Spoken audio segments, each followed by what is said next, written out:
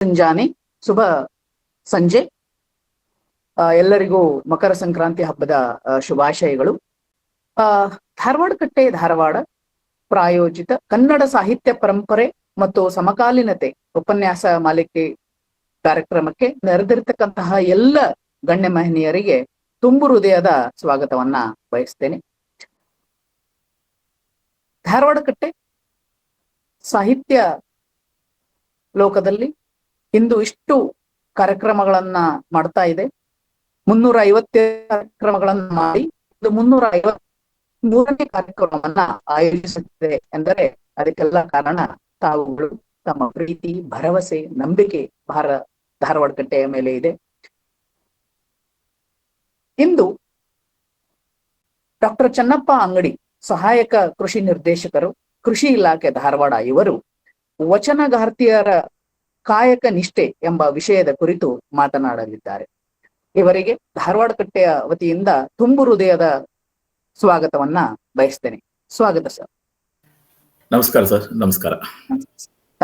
ಇದೇ ರೀತಿ ಕಾರ್ಯಕ್ರಮದ ಅಧ್ಯಕ್ಷತೆಯನ್ನ ವಹಿಸಿರ್ತಕ್ಕಂತಹ ಪ್ರೊಫೆಸರ್ ಬಸವರಾಜ್ ಡೋನೂರ್, ಮುಖ್ಯಸ್ಥರು, ಇಂಗ್ಲಿಷ್ ವಿಭಾಗ, ಕರ್ನಾಟಕ ಕೇಂದ್ರೀಯ ವಿಶ್ವವಿದ್ಯಾಲಯ ಕಲಬುರಗಿ, ಇವರಿಗೂ ಕೂಡ ಕಾರ್ಯಕ್ರಮಕ್ಕೆ ತುಂಬು ಹೃದಯದ ಸ್ವಾಗತವನ್ನ ಬಯಸುತ್ತೇನೆ. ಸ್ವಾಗತ ಸರ್. ಇದೇ ರೀತಿ ಕಾರ್ಯಕ್ರಮದಲ್ಲಿ ನೆರೆದಿರತಕ್ಕಂತಹ ಎಲ್ಲ ಸಾಹಿತ್ಯಾಸಕ್ತರಿಗೆ, ಸ್ನೇಹಿತರಿಗೆ, ಧಾರವಾಡ ಕಟ್ಟೆಯ ಅಭಿಮಾನಿಗಳಿಗೆ, ವಿದ್ಯಾರ್ಥಿಗಳಿಗೆ ಮತ್ತು ನನ್ನ ಎಲ್ಲ ಸ್ನೇಹಿತರಿಗೂ ಕೂಡ ತುಂಬು ಹೃದಯದ ಸ್ವಾಗತವನ್ನ ಬಯಸ್ತೇನೆ. ಇಂದಿನ ನಮ್ಮ ಇಲ್ಲಿ ಆಗಮಿಸಿ ತಮ್ಮ ಉಪನ್ಯಾಸ ನೀಡಲಿರುವ ಡಾಕ್ಟರ್ ಚನ್ನಪ್ಪ ಅಂಗಡಿಯವರು ಪ್ರಸ್ತುತವಾಗಿ ಸಹಾಯಕ ಕೃಷಿ ನಿರ್ದೇಶಕರಾಗಿ ಕೃಷಿ ಇಲಾಖೆಯಲ್ಲಿ ಕೆಲಸ ಮಾಡುತ್ತಿದ್ದಾರೆ. ಇವರು 1969ರಲ್ಲಿ ಬೊಮ್ಮನಹಳ್ಳಿಯಲ್ಲಿ ಜನಿಸಿ ಸಾಹಿತ್ಯದ ಬಗ್ಗೆ ಎಲ್ಲಿಲ್ಲದ ಪ್ರೀತಿಯನ್ನ ಬೆಳೆಸಿಕೊಂಡಿರತಕ್ಕಂತಹ ಚನ್ನಪ್ಪ ಅಂಗಡಿಯವರು ಹಲವಾರು ಪುಸ್ತಕಗಳನ್ನ ರಚಿಸಿದ್ದಾರೆ. ಇವರ ಇಲಾಖೆ ಬೇರೆ ಆದರೂ ಸಾಹಿತ್ಯದಲ್ಲಿ ಅವರಿಗೆ ಎಲ್ಲಿಲ್ಲದ ಪ್ರೀತಿ ಎಲ್ಲಿದೆ. ಅವರು ಹಲವಾರು ಪುಸ್ತಕಗಳನ್ನ ರಚಿಸಿದ್ದಾರೆ. ಮೊದಲು ಮಂದ ಬೆಳಕಿನ ಸಾಂತ್ವನ, ಭೂಮಿ ತಿರುಗುವ ಹಬ್ಬ, ಇನ್ನು ಕೊಟ್ಟಿನ ದೊಡೆ, ಕಿಬ್ಬದ್ದಿಯ ಕಿಲುಕುಲೆ, ಸ್ತೋಮ, ಎದೆಯ ಒಕ್ಕಲಿಗ, ಕೃಷಿ ಕಾರಣ, ಚತುರಂಗ, ನೆಲದ ತೇವ, ನಾಸು ಹರ್ಡಿಕರ್ ಅವರ ಜೀವನ ಚರಿತ್ರೆ, ಸಹಕಾರಿ ಪಿತಾಮಹ ಸಿದ್ದನಗೌಡ ಪಾಟೀಲ್ ಅವರ ಜೀವನ ಚರಿತ್ರೆ, ಅದೇ ರೀತಿ ಇನ್ನೂ ಹಲವಾರು ಸಂಪಾದನೆಗಳನ್ನು ಕೂಡ ಅವರು ಪ್ರಕಟಿಸಿದ್ದಾರೆ. ಮಡಿಲು, ಕಾಯಕ ಯೋಗಿ, ಕದಂಬ, ಬಿತ್ತೋಣ ಹತ್ತಿ ಬಿತ್ತೋಣ, ಗಿಡಗಂಟೆಗಳ ಕೊರಳು, ಭೂಚೇತನ, ವೈಭವಿ, ಸಾರ್ಥಕ ಶತಕ, ಅಶೋಕ ವೃಕ್ಷ, ಆ ಗಿಡ ಈ ಗಿಡ, ಹೀಗೆ ಹಲವಾರು ಸಂಶೋಧನಾ ಕೃತಿಗಳನ್ನು ಕೂಡ ಇವರು ರಚಿಸಿದ್ದಾರೆ.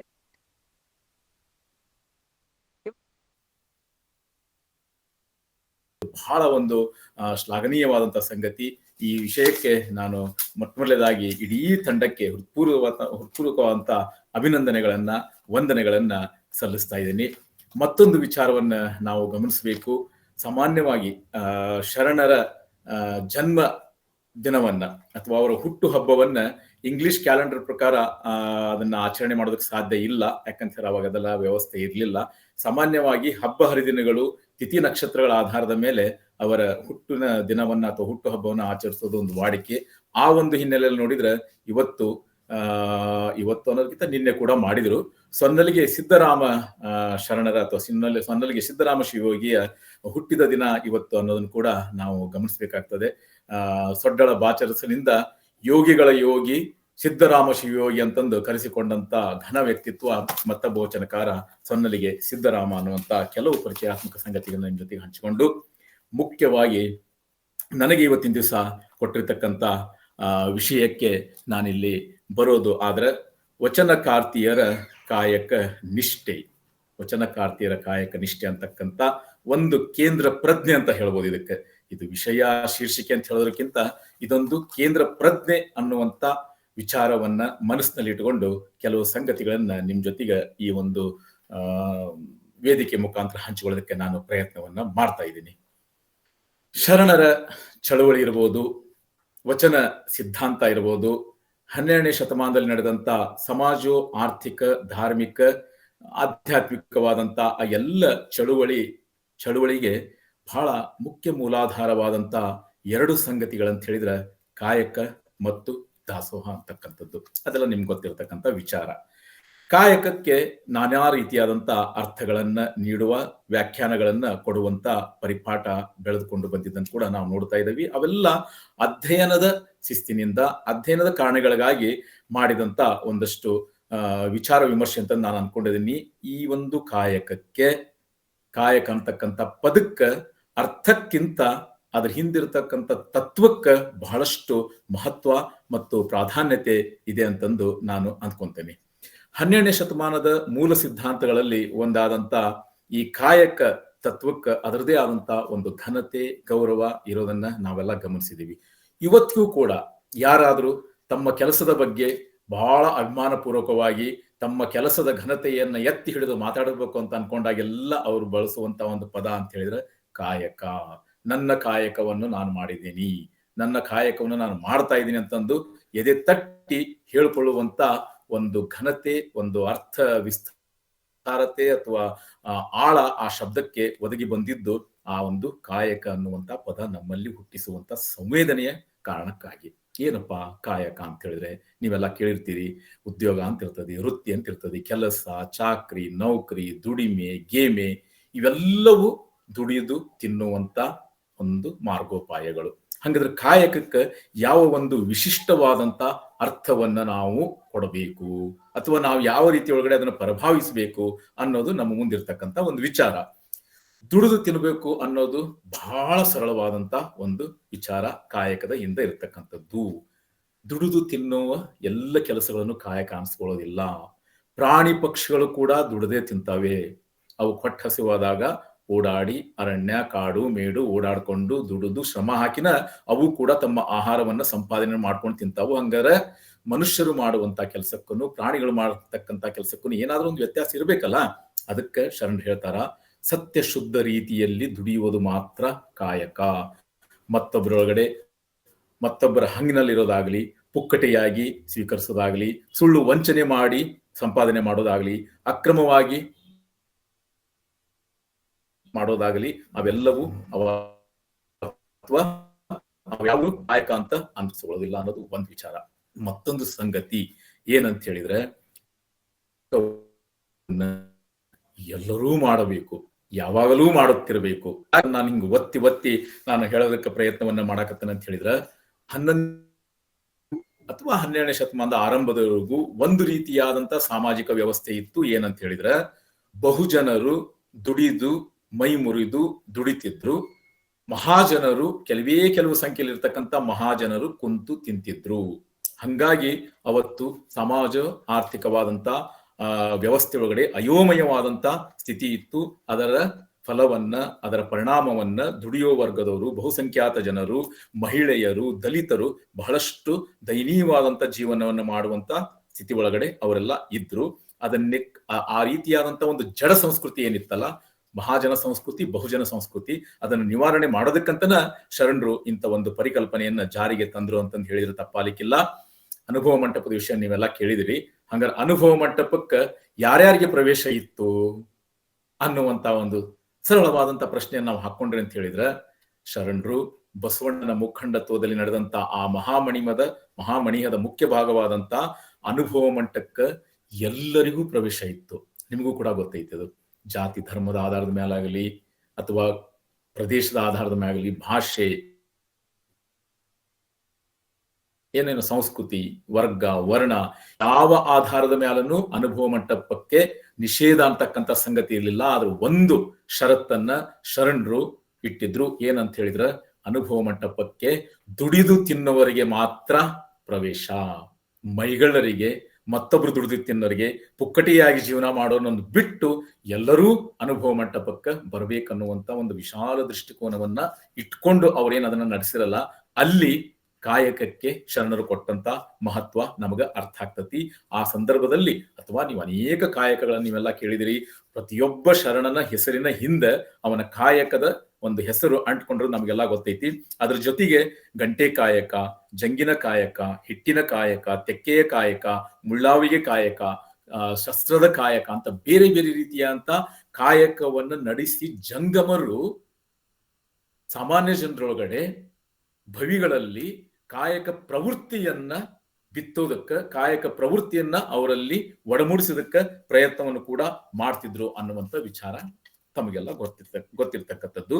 ಇಂಥ ಒಂದು ಕಾಯಕದ ಬಗ್ಗೆ ವಚನಕಾರ್ತಿಯರು ಯಾವ ಒಂದು ನಿಷ್ಠೆಯನ್ನು ಇಟ್ಕೊಂಡಿದ್ರು, ಅವರ ವಚನದಲ್ಲಿರ್ಬೋದು, ಅವರ ಮಾತಿನಲ್ಲಿರ್ಬೋದು, ಕಾಯಕವನ್ನ ಕುರಿತಾಗಿ ಇರ್ತಕ್ಕಂಥ ವಿಚಾರಗಳು ಅಂದ್ರೆ ಏನು ಅಂತ ನಾವು ತಿಳ್ಕೊಳಕ ಪ್ರಯತ್ನವನ್ನು ಮಾಡ್ಬೇಕಾಗೈತಿ. ಐದಕ್ಕಿ ಲಕ್ಕಮ್ಮ ಕಾಯಕದ ವಿಷಯ ಐದಕ್ಕಿ ಲಕ್ಕಮ್ಮನ ಹೆಸರು ಥಟ್ ಅಂತ ನಮ್ ಕಣ್ ಮುಂದ ಬಂದ್ಬಿಡ್ತಾವು. ಅವನ ಒಂದು ಪ್ರಸಿದ್ಧ ವಚನ ಕೂಡ ಐತಿ ಐದಕ್ಕಿ ಮಾರ ಎಂದು. ಈ ಐದಕ್ಕಿ ಮಾರಯ್ಯ ಮತ್ತು ವೀರ ಕಾಯಕದ ಅಥವಾ ಕಾಯಕ ವೀರ ದಂಪತಿಗಳ ಅಂತ ಅನ್ಕೊಂತೀನಿ. ಒಂದು ವಚನ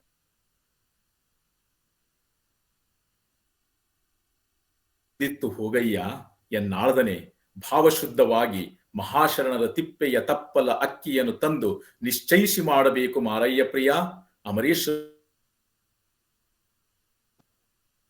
ಈ ಸರಳವಾದಂತ ಕಾಯಕವನ್ನು ತೀವ್ರತೆಯನ್ನ ತಾವು ಗಮನಿಸಬೇಕು. ಕಾಯಕ ನಿಂದಿತ್ತು ಹೋಗಯ್ಯ ಎನ್ನಾಳದನೆ, ಅಪ್ಪ ಕೆಲಸ ನಿಂತು ಬಿಡತಿ, ಮೊದಲು ನೀ ಇಲ್ಲಿಂದ ಹೋಗು ಅಂತ ಹೇಳ್ತಾಳ. ಭಾವಶುದ್ಧವಾಗಿ ಮಹಾಶರಣರ ತಿಪ್ಪೆಯ ತಪ್ಪಲ ಅಕ್ಕಿಯ ತಂದು, ಶರಣರ ಮನೆಯಲ್ಲಿ ಇರ್ತಕ್ಕಂಥ ತಿಪ್ಪೆಯಲ್ಲಿ ಬಿದ್ದ ಅಕ್ಕಿಯನ್ನು ಆರಿಸ್ಕೊಂಬಬೇಕಿದೆ ನೀನು.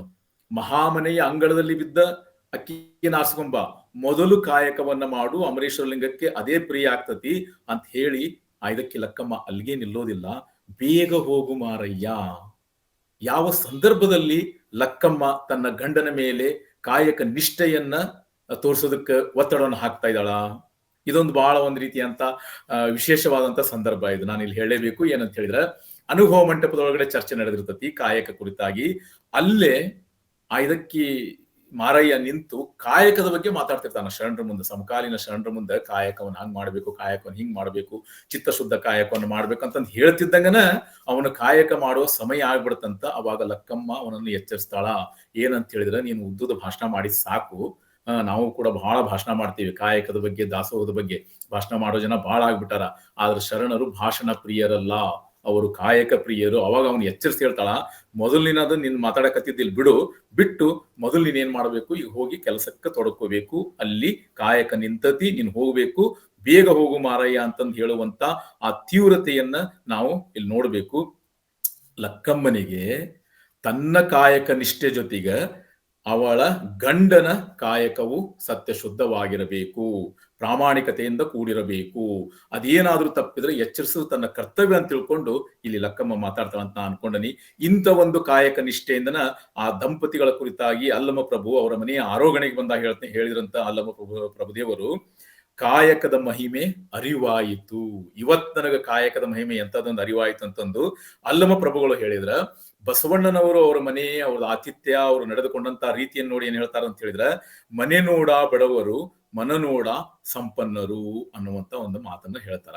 ಇಲ್ಲಿ ಅಂಕಿತದೊಂದಿಗೆ ಅವರು ಅಂದ್ರೆ ಕಾಯಕ ಆ ಹೆಸರಿನೊಂದಿಗೆ ಅವರು ಕಾಯಕವನ್ನು ಸೇರಿಸ್ಕೊಂಡು ಐದಕ್ಕಿ ಮಾರಯ್ಯ, ಐದಕ್ಕಿ ಲಕ್ಕಮ್ಮ, ಗಂಡನ ವೃತ್ತಿ ಅಥವಾ ಕಾಯಕ ಜೊತೆಗೆ ತನ್ನ ಹೆಸರನ್ನೂ ಜೋಡಿಸಿಕೊಂಡು ಒಟ್ಟಾರೆಯಾಗಿ ಅವರಿಗೆ ತಮ್ಮ ಹೆಸರಿಗಿಂತ ಮೊದಲ ಕಾಯಕದ ಹೆಸರು ಬರಬೇಕಾಗಿತ್ತು.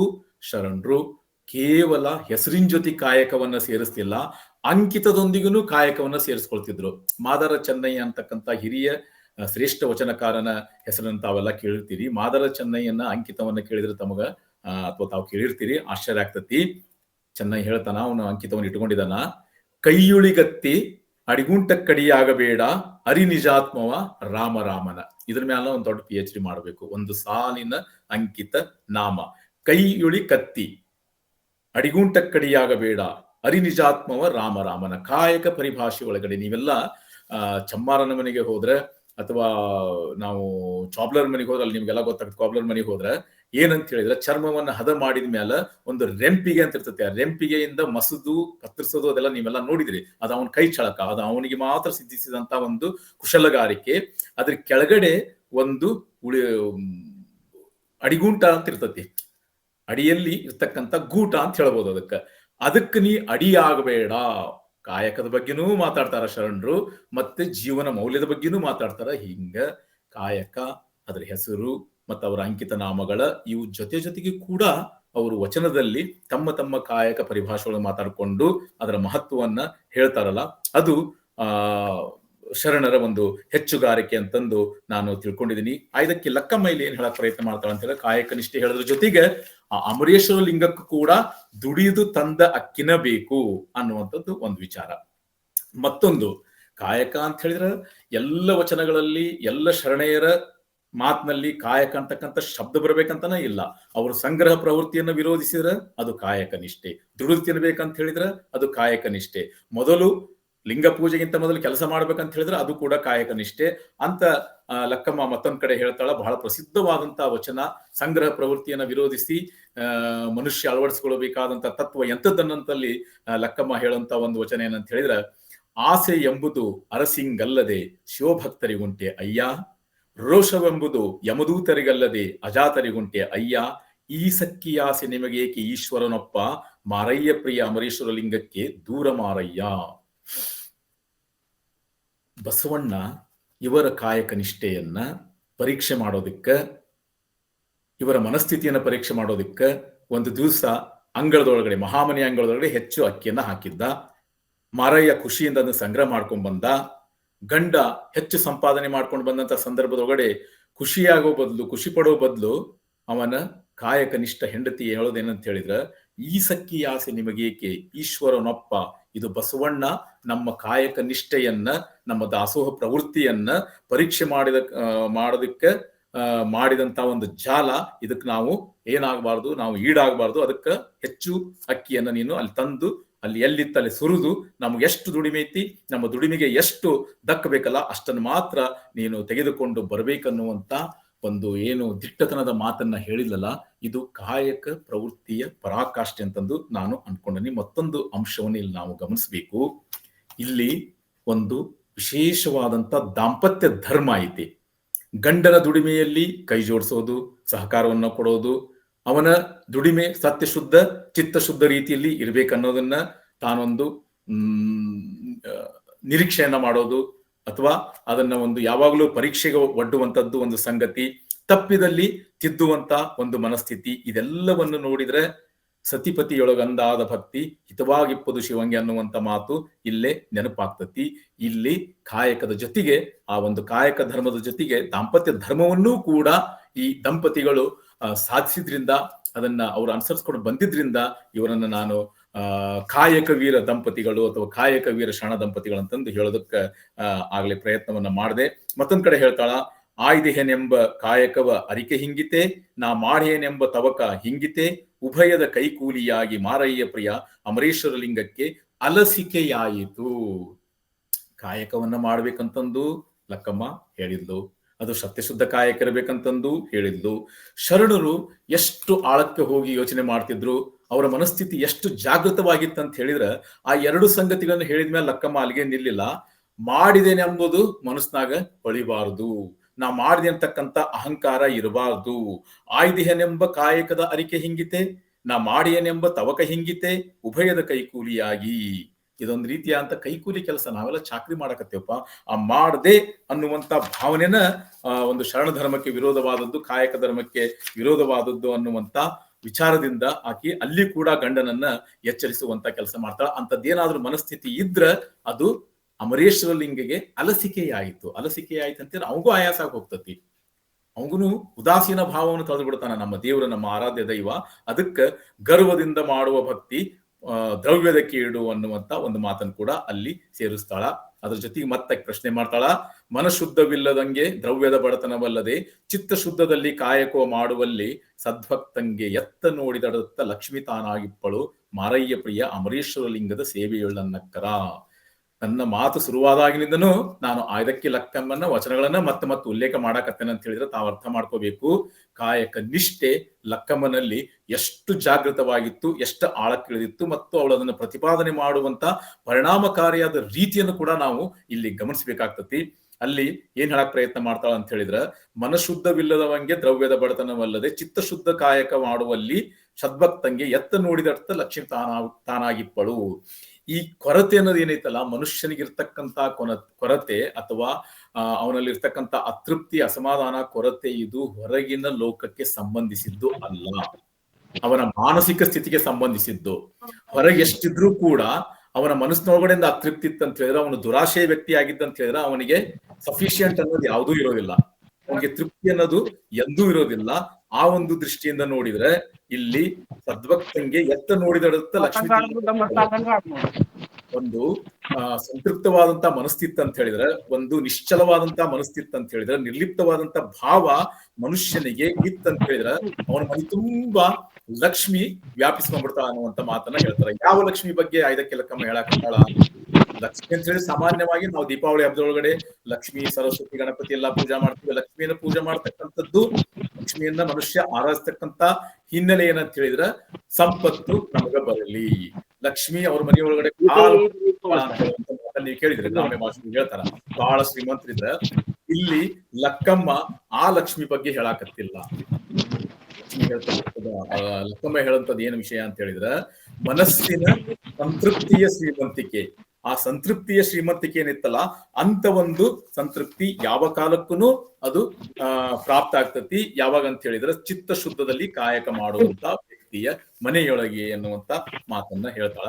ಭಕ್ತರು ಕಾಯಕವೆಂದು ದಾಯಗಾರಿಕೆಯಲ್ಲಿ ತಂದು ದಾಸೋಹ ಮಾಡಬಹುದೇ ಅಂತ ಕೂಡ ಪ್ರಶ್ನೆ ಮಾಡ್ತಾಳ. ಭಕ್ತರು ಕಾಯಕವೆಂದು ದಾಯಗಾರಿಕೆ ಅಂದ್ರೆ ಚಾಣಾಕ್ಷತನದಿಂದ ಇವತ್ತೆಲ್ಲ ನಡೆದತಿ. ಇವತ್ ನೋಡ್ರಿ, ಇಡೀ ಜಗತ್ತಿನ ವ್ಯಾಪಾರ ವ್ಯವಹಾರ ಕಾಯಕಗಳನ್ನೆಲ್ಲ ನೋಡಿದ್ರ ಇಲ್ಲಿ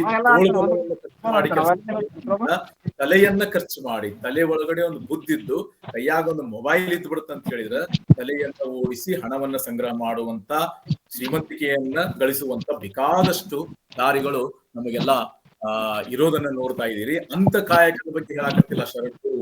ಭಕ್ತರು ಕಾಯಕ ಒಂದು ದಾಯಗಾರಿಕೆ ಇದೆ. ಕಾಯಕದ ಬಗ್ಗೆ ಶರಣರಿಗೆ ಎಂದೂ ಒಲವಿರಲಿಲ್ಲ. ಅವರು ಮೈ ಮುರಿದು ಕಾಯವ ಬಳಲಿಸದೆ ಕಾಯಕವಾಗದಂತ ಶರಣರು ಒಂದ್ ಕಡೆ, ಕಾಯವ ಬಳಲಿಸದೆ ಕಾಯಕವಾಗದು ಅಂತಂದು. ದಯವಿಟ್ಟು ತಮ್ಮಣ್ಣ ಶಂಕರಪ್ಪ ಅನ್ನೋರು ತಮ್ಮ ಮೈಕ್ ಅನ್ನ ಅನ್ಮ್ಯೂಟ್ ಮಾಡ್ಕೋಬೇಕು. ಡಿಸ್ಟರ್ಬ್ ಆಗ್ತದೆ. ಹಾ, ನಾನೇನ್ ಹೇಳಕ್ ಪ್ರಯತ್ನ ಮಾಡ್ತೇನೆ ಅಂತಂದ್ರೆ, ವಂಚನೆ, ಸುಳ್ಳು, ಕಳ್ಳತನದಿಂದ ದುಡಿಬಾರ್ದು ಅಂತ ಹೇಳೋದ್ರ ಜೊತೆಗೆ ಶರಣರು ಏನಂತ ಹೇಳ್ತಾರ ಅಂತ ಹೇಳಿದ್ರ, ಭಿಕ್ಷೆಯನ್ನು ಬೇಡಿ ಕೂಡ ತಿನ್ನಬಾರದು. ಅದಕ್ಕ ಲಕ್ಕಮ್ಮ ಕೊನೆಯದಾಗಿ ತನ್ನ ಗಂಡನಿಗೆ ಹೇಳೋದೇನಂತ ಹೇಳಿದ್ರ, ನಮಗೆ ಎಂದಿನಂದವೇ ಸಾಕು, ಮತ್ತೆ ಕೊಂಡು ಹೋಗಿ ಅಲ್ಲಿಯೇ ಸುರಿ ಮಾರಯ್ಯ ಪ್ರಿಯ, ಅಮರೇಶ್ವರ ಲಿಂಗ ಕೊಟ್ಟ ಕಾಯಕವೇ ಸಾಕು ಮಾರಯ್ಯ. ಕಾಯಕ ಅಂತ ಹೇಳಿದ್ರ ಲಕ್ಕಮ್ಮ ಇರ್ಬೋದು, ಬೇರೆ ಶರಣರು ಇರ್ಬೋದು, ಎಲ್ಲ ವಚನಕಾರ್ತಿರು ಇರ್ಬೋದು, ಅವ್ರು ಹೇಳೋದೇನಂತ ಹೇಳಿದ್ರ, ಅಂದಂದಿನ ಕೆಲಸವನ್ನ ಅಂದಂದೇ ಮಾಡಬೇಕು. ನನಗ, ನನ್ನ ಮಕ್ಕಳಿಗೆ, ನನ್ನ ತಲೆಮಾರಿಗೆ, ಮುಂದಿನ ತಲೆಮಾರಿಗೆ ಅಂತ ಗಳಿಸಿಡೋದಕ್ಕಾಗ್ಲಿ, ಅಥವಾ ಇದ್ದಬದ್ದ ಎಲ್ಲ ಶ್ರೀಮಂತಿಕೆಯನ್ನ, ಸಂಪತ್ತನ್ನ ನಾನಾ ಸಂಗ್ರಹ ಮಾಡಬೇಕು ಅನ್ನುವಂತ ಅಗತ್ಯಕ್ಕಿಂತ ಹೆಚ್ಚು ಸಂಗ್ರಹ ಮಾಡೋದಕ್ಕೆ ಮಾಡುವಂತ ಕಸರತ್ತಾಗ್ಲಿ ಕಾಯಕ ಅಲ್ಲ ಅನ್ನೋದನ್ನ ಶರಣರು ಬಹಳ ಪರಿಣಾಮಕಾರಿಯಾಗಿ, ಬಹಳ ಬಲಯುತವಾಗಿ ಅದನ್ನೆಲ್ಲ ಹೇಳ್ತಿದ್ರು ಅನ್ನೋದನ್ನ ನಾವು ಅರ್ಥ ಮಾಡ್ಕೋಬೇಕಾಗ್ತತಿ. ಈ ರೀತಿಯಾಗಿ ಒಟ್ಟಾರೆಯಾಗಿ ಕಾಯಕದ ವಿಷಯ ಬಂದಾಗ ಈ ದಂಪತಿಗಳ ಹೆಸರು ನಮ್ಗೆ ನೆನಪಾಗೋದು. ಮತ್ತೆ ಐದಕ್ಕಿ ಮಾರಯ್ಯನ ಒಂದು ವಚನ, ಕಾಯಕದಲ್ಲಿ ನಿರತನಾದಡೆ ಗುರುದರ್ಶನವಾದರೂ ಮರೆಯಬೇಕು, ಲಿಂಗ ಪೂಜೆಯಾದರೂ ಮರೆಯಬೇಕು, ಜಂಗಮ ಮುಂದೆ ನಿಂತಿದ್ದರೂ ಹಂಗ ಹರಿಯಬೇಕು ಅನ್ನುವಂಥದ್ದಂತೂ ಈ ಕಾಯಕ ಸಿದ್ಧಾಂತದ, ಕಾಯಕ ಧರ್ಮದ ಒಂದು ಬೀಜ ಮಂತ್ರ ಆಗೈತೆ ಅಂತಂದು ಹೇಳಿದ್ರೆ ತಪ್ಪಾಲಿಕ್ಕಿಲ್ಲ. ಹಿಂಗ ಈ ರೀತಿಯಾಗಿ ಕಾಯಕದ ಮಹತ್ವವನ್ನ, ಕಾಯಕದ ವಿಚಾರವನ್ನ ಅತಿ ಹೆಚ್ಚು ಮಾತನಾಡಿದವರು ಯಾರು? ಇವತ್ತು ನಾನು ವಚನಕಾರ್ತಿಯರ ಕಾಯಕ ನಿಷ್ಠೆ ಬಗ್ಗೆ ಮಾತಾಡ್ತಾ ಇದ್ದೀನಿ. ತಾವೆಲ್ಲ ಗಮನಿಸಬೇಕು, ಅಥವಾ ಇಷ್ಟೊತ್ತಾಗಲಿ ಗಮನಿಸಿರ್ತೀರಿ. ವಚನವನ್ನ ಎಲ್ಲ ಅಧ್ಯಯನ ಮಾಡಿ ನೋಡಿದ್ರೆ ಗೊತ್ತಾಗ್ತತಿ. ಕಾಯಕದ ಮಹತ್ವವನ್ನ ಏರಿದ ದನಿಯಲ್ಲಿ ದಿಟ್ಟವಾಗಿ ಹೇಳಿದರು ಕೆಳವರ್ಗದ ವಚನಕಾರ್ತಿಯರು ಅನ್ನೋದನ್ನ ನಾವು ಬಹಳ ಎಂದೆಂದಿಗೂ ಮನಸ್ಸಿನೊಳಗಡೆ ಇಟ್ಕೋಬೇಕು. ಅಂತ ಒಬ್ಬ ವಚನಕಾರ್ತಿ ಉರ್ಲಿಂಗ ಪೆದ್ದಿಗಳ ಪುಣ್ಯಸ್ತ್ರೀ ಕಾಳವ್ವೆ ಶೂದ್ರ ವಚನಕಾರ ಆದಂತ ಉರ್ಲಿಂಗ ಪೆದ್ದೆಯ ಪತ್ನಿ. ಮಹಾರಾಷ್ಟ್ರದಿಂದ ಅವರು ಬಸವಣ್ಣನ ಮಹಾಮಣಿಯದ ಪಾಲುದಾರ ಆಗಲಿ ಬಂದವರು. ಅವಳ 12 ವಚನಗಳು ಇಲ್ಲಿವರೆಗೂ ಲಭ್ಯ ಆಗಿರ್ತಾವು. ಭಕ್ತನ ಲಕ್ಷಣ, ವ್ರತಾಚರಣೆ, ಇಂಥವೆಲ್ಲ ವಿಷಯಗಳನ್ನ ವಚನದ ಮುಖಾಂತರ ಪ್ರತಿಪಾದಿಸೋದು ಉರ್ಲಿಂಗ ಪುಣ್ಯಸ್ತ್ರೀ ಕಾಳವೆಯ ಒಂದು ವಚನದ ಒಂದು ಮಾದರಿ, ಅದು ವಚನದ ಶೈಲಿ. ಅದರಲ್ಲಿ ಇರ್ತಕ್ಕಂಥ ಒಂದು ವಚನ ಕಾಯಕವನ್ನು ಕುರಿತಾಗಿ ಮಾತಾಡೋದು, ಕಾಯಕವನ್ನು ಕುರಿತಾಗಿ ಪ್ರತಿಪಾದನೆ ಮಾಡುವಂತ ಒಂದು ರೀತಿಯಾದಂತ ಪ್ರಮೇಯವನ್ನ ಮಂಡಿಸುವ ರೀತಿ ಒಳಗಡೆ ದೊಡ್ಡ ದೊಡ್ಡ ವಿದ್ವಾಂಸರು, ಗಣಿತಜ್ಞರು, ವಿಜ್ಞಾನಿಗಳು ವಿಷಯವನ್ನ ಅರ್ಹೋದಕ್ಕೆ ಪ್ರಮೇಯವನ್ನ ಮಂಡಿಸ್ತಾರ. ಅನೇಕ ಜನ ಪ್ರಾಧ್ಯಾಪಕರು ಕೂಡ ಈ ಒಂದು ವೇದಿಕೆಯಲ್ಲಿ ಇದಿರಿ, ತಮಗೆಲ್ಲ ಗೊತ್ತೈತಿ. ಆ ಮಾದರಿ ಒಳಗಡೆ ಒಬ್ಬ ದಲಿತ ವಚನಕಾರ್ತಿ ಕಾಳವೆ ಹೇಳ್ತಾಳ ಏನಂತ ಹೇಳಿದ್ರ, ಕೃತ್ಯ ಕಾಯಕವಿಲ್ಲದವರು ಭಕ್ತರಲ್ಲ, ಸತ್ಯ ಶುದ್ಧವಿಲ್ಲುದುದು ಕಾಯಕವೆಲ್ಲ, ಆಸೆ ಎಂಬುದು ಭವದ ಬೀಜ, ನಿರಾಶೆ ಎಂಬುದು ನಿತ್ಯ ಮುಕ್ತಿ, ಉರಿಲಿಂಗ ಪೆದ್ದಿಗಳ ರಸನಲ್ಲಿ ಸದರವಲ್ಲ ಕಾಣವ್ವ. ವಚನಕಾರರ ವಚನಗಳ ಸಾಲು ಸಾಲುಗಳನ್ನ ಓದ್ತಾ ಹೋದಾಗ, ಕೊನೇ ಹಂತಕ್ಕೆ ಹೋದಾಗ, ಕೊನೇ ಸಾಲಿನಲ್ಲಿ ಅವರೊಂದು ರೀತಿಯಾಗಿ ಥಟ್ ಅಂತ ನಮ್ಮ ಮನಸ್ಸನ್ನ ಹಿಡಿದಿಡೋ ರೀತಿ ಒಳಗಡೆ ಆ ಸಾಲನ್ನ ಮಿಂಚಿಸ್ತಾರಲ್ಲ, ಸದರವಲ್ಲ ಕಾಣವ್ವ. ಏನ್ ಹೇಳ್ತಾಳ ಕಾಳವೆ? ಕೃತ್ಯ ಕಾಯಕವಿಲ್ಲದವರು ಭಕ್ತರಲ್ಲ. ಕೆಲಸ ಇಲ್ದವರು ಭಕ್ತರಲ್ಲ. ನೀನು ಭಕ್ತ ಅಂತ ಅನ್ಸ್ಕೋಬೇಕಂತ ಹೇಳಿ ಮೊದಲು ಕಾಯಕವನ್ನ ಮಾಡು, ಮೊದಲು ದುಡಿದು ತಿನ್ನು, ಮೊದಲು ಕುಟುಂಬವನ್ನ ಸಲಹು. ಸತ್ಯ ಶುದ್ಧವಿಲ್ಲದುದು ಕಾಯಕವಲ್ಲ. ಕೃತ್ಯ ಕಾಯಕವಿಲ್ಲದವರು ಭಕ್ತರಲ್ಲ, ಸತ್ಯ ಶುದ್ಧವಿಲ್ಲದುದು ಕಾಯಕವಲ್ಲ. ಕಾಯಕ ಇರಬೇಕು, ಅದು ಸತ್ಯ ಶುದ್ಧವಾಗಿರಬೇಕು. ಆಶೆ ಎಂಬುದು ಭವದ ಬೀಜ. ಹಂಗಾರೆ ಆಸೆನೇ ಇರಬಾರ್ದ? ಆಸೆ ಇಲ್ದಾಗ ನಾವೆಲ್ಲ ಬದುಕಕ್ ಸಾಧ್ಯ ಐತಿ? ಆಸೆಯನ್ನ ಬಿಟ್ಟು ನಾವೆಂದಾದ್ರೂ ಜೀವನ ಮಾಡೀವಿ? ಖಂಡಿತ ಆಸೆ ಇರಬೇಕು. ಬುದ್ಧ ಹೇಳಿದ್ದು ಕೂಡ ಆಸೆ ಎಂಬುದು ದುಃಖಕ್ಕೆ ಮೂಲ ಅಂತ ಹೇಳಿದ್ದು ದುರಾಸೆಯ ಕುರಿತಾಗಿ. ಅದನ್ನ ನಾವು ಅರ್ಥ ಮಾಡ್ಕೋಬೇಕು. ಆಸೆ ಇರಬೇಕು. ಆಸೆ ಇದ್ದಿದ್ಕ ನಾವೆಲ್ಲ ಜೀವನವನ್ನು ಮಾಡ್ತಾ ಇದ್ದೀವಿ, ಆಶಾವಾದದಿಂದ ಬದುಕ್ತಾ ಇದ್ದೀವಿ. ಆದ್ರೆ ಅದೊಂದು ಭವದ ಬೀಜ. ಅದು ಈ ಒಂದು ಪ್ರಾಪಂಚಿಕ ಬದುಕಿನ ಎಂದೂ ಬತ್ತದ, ಎಂದೂ ಮುಗ್ಗದ ಒಂದು ಬೀಜ. ಅದನ್ನೊಂದು ಸ್ವಲ್ಪ ಅದಕ್ಕೆ ಹದ ಸಿಕ್ಬಿಟ್ರೆ ಸಾಕು. ಹೆಂಗ ಬೀಜವನ್ನು ತೆಗೆದುಕೊಂಡು ಹದವಾದಂತ ಭೂಮಿ ಒಳಗಡೆ ಹಾಕ್ಬಿಟ್ರೆ ಅದು ಮೊಳಕೆಯೊಡೆದು ಚಿಗುತು ಸಸಿಯಾಗಿ ಮರ ಆಗಿ ಹೆಮ್ಮರಾಗಿ ಬೆಳಿತತ್ತಲ್ಲ, ಈ ಆಸೆ ಅಂತಕ್ಕಂಥದ್ದು ಅಂತದ್ದ. ಅದನ್ನ ಹಂಗ ನಾವು ಪೋಷಿಸ್ಕೋತ ಹೋದ್ವಿ ಅಂತ ಹೇಳಿದ್ರೆ, ಅದಕ್ಕೆ ನೀರ್ ಎರ್ಕೋತ ಹೋದ್ವಿ ಅಂತ ಅದು ಎಂತ ಹೆಮ್ಮರ ಆಗ್ತದೆ ಅಂತ ಹೇಳಿದ್ರೆ, ಅದನ್ನ ಬೇರೆ ಸಹಿತ ಕೀಳೋದು ಸಾಧ್ಯನೇ ಇಲ್ಲ. ಮೂಲೋತ್ಪಾಟನೆ ಮಾಡೋದಕ್ಕೆ ನಮ್ಗೆ ಸಾಧ್ಯ ಕೂಡ ಆಗೋದಿಲ್ಲ. ಹಂಗ ಆ ಮಟ್ಟದೊಳಗಡೆ ಅದನ್ನ ಬೆಳೆಯೋದಕ್ಕೆ ಬಿಡಬಾರ್ದು. ಅದಕ್ಕೆ ನಾವೇನ್ ಮಾಡ್ಬೇಕಂತ ಹೇಳಿದ್ರೆ, ನಿರಾಶೆ ಎಂಬುದು ನಿತ್ಯ ಮುಕ್ತಿ. ನೋಡ್ರಿ, ಅವತ್ತಿನ ದಿನಮಾನದೊಳಗಡೆ 12ನೇ ಶತಮಾನದೊಳಗಡೆ ಮುಕ್ತಿ ಮೋಕ್ಷಕ್ಕಾಗಿ ಬೇರೆ ಬೇರೆ ಬೇರೆ ದಾರಿಗಳನ್ನ ಹೇಳಿ ಶಿಷ್ಯಂದರಿಗೆ ಉಪದೇಶ ಮಾಡಿ ಏನೆಲ್ಲ ಮಾಡುವಂತ ಕ್ರಮಗಳನ್ನ ನಾವು ಇತಿಹಾಸದ ಭಾಗವಾಗಿ ನೋಡೀವಿ. ಆದ್ರೆ ಒಬ್ಬ ವಚನಕಾರ್ತಿ ತನ್ನ 4 ಸಾಲಿನ ವಚನದಲ್ಲಿ, ಸರಳ ಸಾಲಿನಲ್ಲಿ ಏನ್ ಹೇಳಕ್ ಪ್ರಯತ್ನ ಮಾಡಕತ್ತಾನ ಅಂತ ಹೇಳಿದ್ರೆ, ನಿರಾಸೆ ಎಂಬುದು ನಿತ್ಯ ಮುಕ್ತಿ. ನಿರಾಸೆ ಅಂತ ಹೇಳಿದ್ರಲ್ಲಿ ನಿಷೇಧಾತ್ಮಕ ಅರ್ಥ ಇರ್ತಕ್ಕಂತ ಒಂದು ಶಬ್ದ ಅಂತ ನಾವು ತಿಳ್ಕೋಬಾರ್ದು. ನಿರಾಸೆ ಅನ್ನೋದೊಂದು ನಿರ್ಲಿಪ್ತ ಭಾವ, ಅದೊಂದು ದಿಗಂಬರ ಭಾವ. ದಿಗಂಬರ ಭಾವ ಅಂತ ಹೇಳಿ ಎಲ್ಲ ಪ್ರಲೋಭನೆಗಳನ್ನ ಕಳ್ಕೊಳ್ಳೋದು, ಎಲ್ಲ ಆಕರ್ಷಣೆಗಳನ್ನ ದೂರಿಡೋದು. ಕಳ್ಕೊಳಕ್ ಸಾಧ್ಯ ಇಲ್ಲ ಇವತ್ತಿನ ಬದುಕಿನಾಗ. ನನಗೂ ಕೂಡ ಅರ್ಥ ಆಗ್ತತಿ. ಆದ್ರೆ ಅದಕ್ಕೊಂದು ಮಿತಿ ಹಾಕೊಂಡ್ರೆ ನಮಗ್ ಅದಕ್ಕಿಂತ ದೊಡ್ಡದಾದಂತ ಮೋಕ್ಷ ಯಾವ್ದು ಇಲ್ಲ ಅಂತ ಹೇಳ್ತಾನ. ನಾನು ಈಗಾಗ್ಲೇ ಹೇಳ್ದಂಗ ಆ ಕೊನೆ ಸಾಲಿನ ಸೆಳಕು, ಬೆಳಕು, ಮಿಂಚು ಅದನ್ನ ನೀವು ನೋಡ್ಬೇಕು. ಏನಂತ ಹೇಳಿದ್ರ, ಉರಿಲಿಂಗ ಪೆದ್ದಿಗಳ ರಸನಲ್ಲಿ ಸದರವಲ್ಲ ಕಾಣವ್ವ. ಸಲಿಗೆ ಮಾಡಕ್ ಹೋಗ್ಬಾಡ್ರಿ, ಅಷ್ಟ ಹಗುರನ್ ತಿಳ್ಕೊಬಾಡ್ರಿ. ನಮ್ಮ ಆರಾಧ್ಯ ದೈವ ಉರಿಲಿಂಗ ಪೆದ್ದಿ ಅರಸ ಎಂತಾವದನ ಅಂತ ಹೇಳಿದ್ರ, ಕಾಯಕ ಮಾಡದವರನ್ನ ಹತ್ರ ಬಿಟ್ಕೊಳ್ಳೋದ ನಾವ.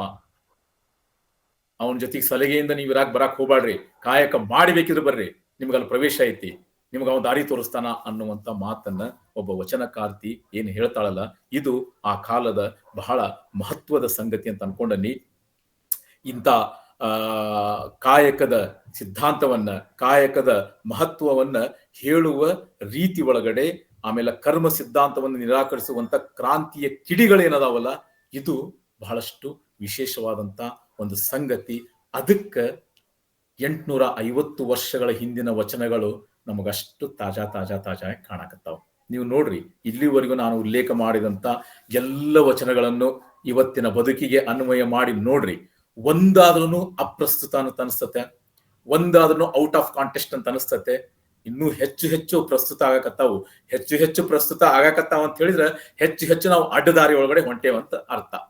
ಬಸವಣ್ಣನ ವಿಚಾರವನ್ನ, ಶರಣ ತತ್ವವನ್ನ ಭಾಷಣಕ್ಕ, ಲೇಖನಕ್ಕ, ಪುಸ್ತಕಕ್ಕ ಅಕಾಡೆಮಿಕ್ ಸಂಗತಿಗಳಿಗೆ ನಾವು ಸೀಮಿತಗೊಳಿಸಿ ಬದುಕಿನೊಳಗಡೆ ನಾವು ಅನುಸರಣೆಯನ್ನ ಮಾಡಾಕತ್ತಿಲ್ಲ ಅಂತನ ಅರ್ಥ ಅಂತಂದು ನಾವಿಲ್ಲಿ ತಿಳ್ಕೊಬೇಕಾಗ್ತತಿ. ಅದಕ್ಕೆ ಈ ಶರಣರು ಕಾಯಕ ನಿಷ್ಠೆಯನ್ನ, ಅದರಲ್ಲಿ ವಿಶೇಷವಾಗಿ ವಚನಕಾರ್ತಿಯರು ಯಾವ ಒಂದು ಪರಿಭಾಷೆ ಒಳಗಡೆ, ಯಾವ ಒಂದು ಹಿನ್ನೆಲೆ ಒಳಗಡೆ, ಯಾವ ಒಂದು ಸಾಮಾಜಿಕ ಸಂದರ್ಭದಲ್ಲಿ ಅವನ್ನ ಹೇಳಿ ಇವತ್ತು ಕೂಡ ನಮಗ ಅವು ಮಾರ್ಗದರ್ಶಿ ಪರವಾಗಿ ಅಥವಾ ಬೆಳಕನ್ನ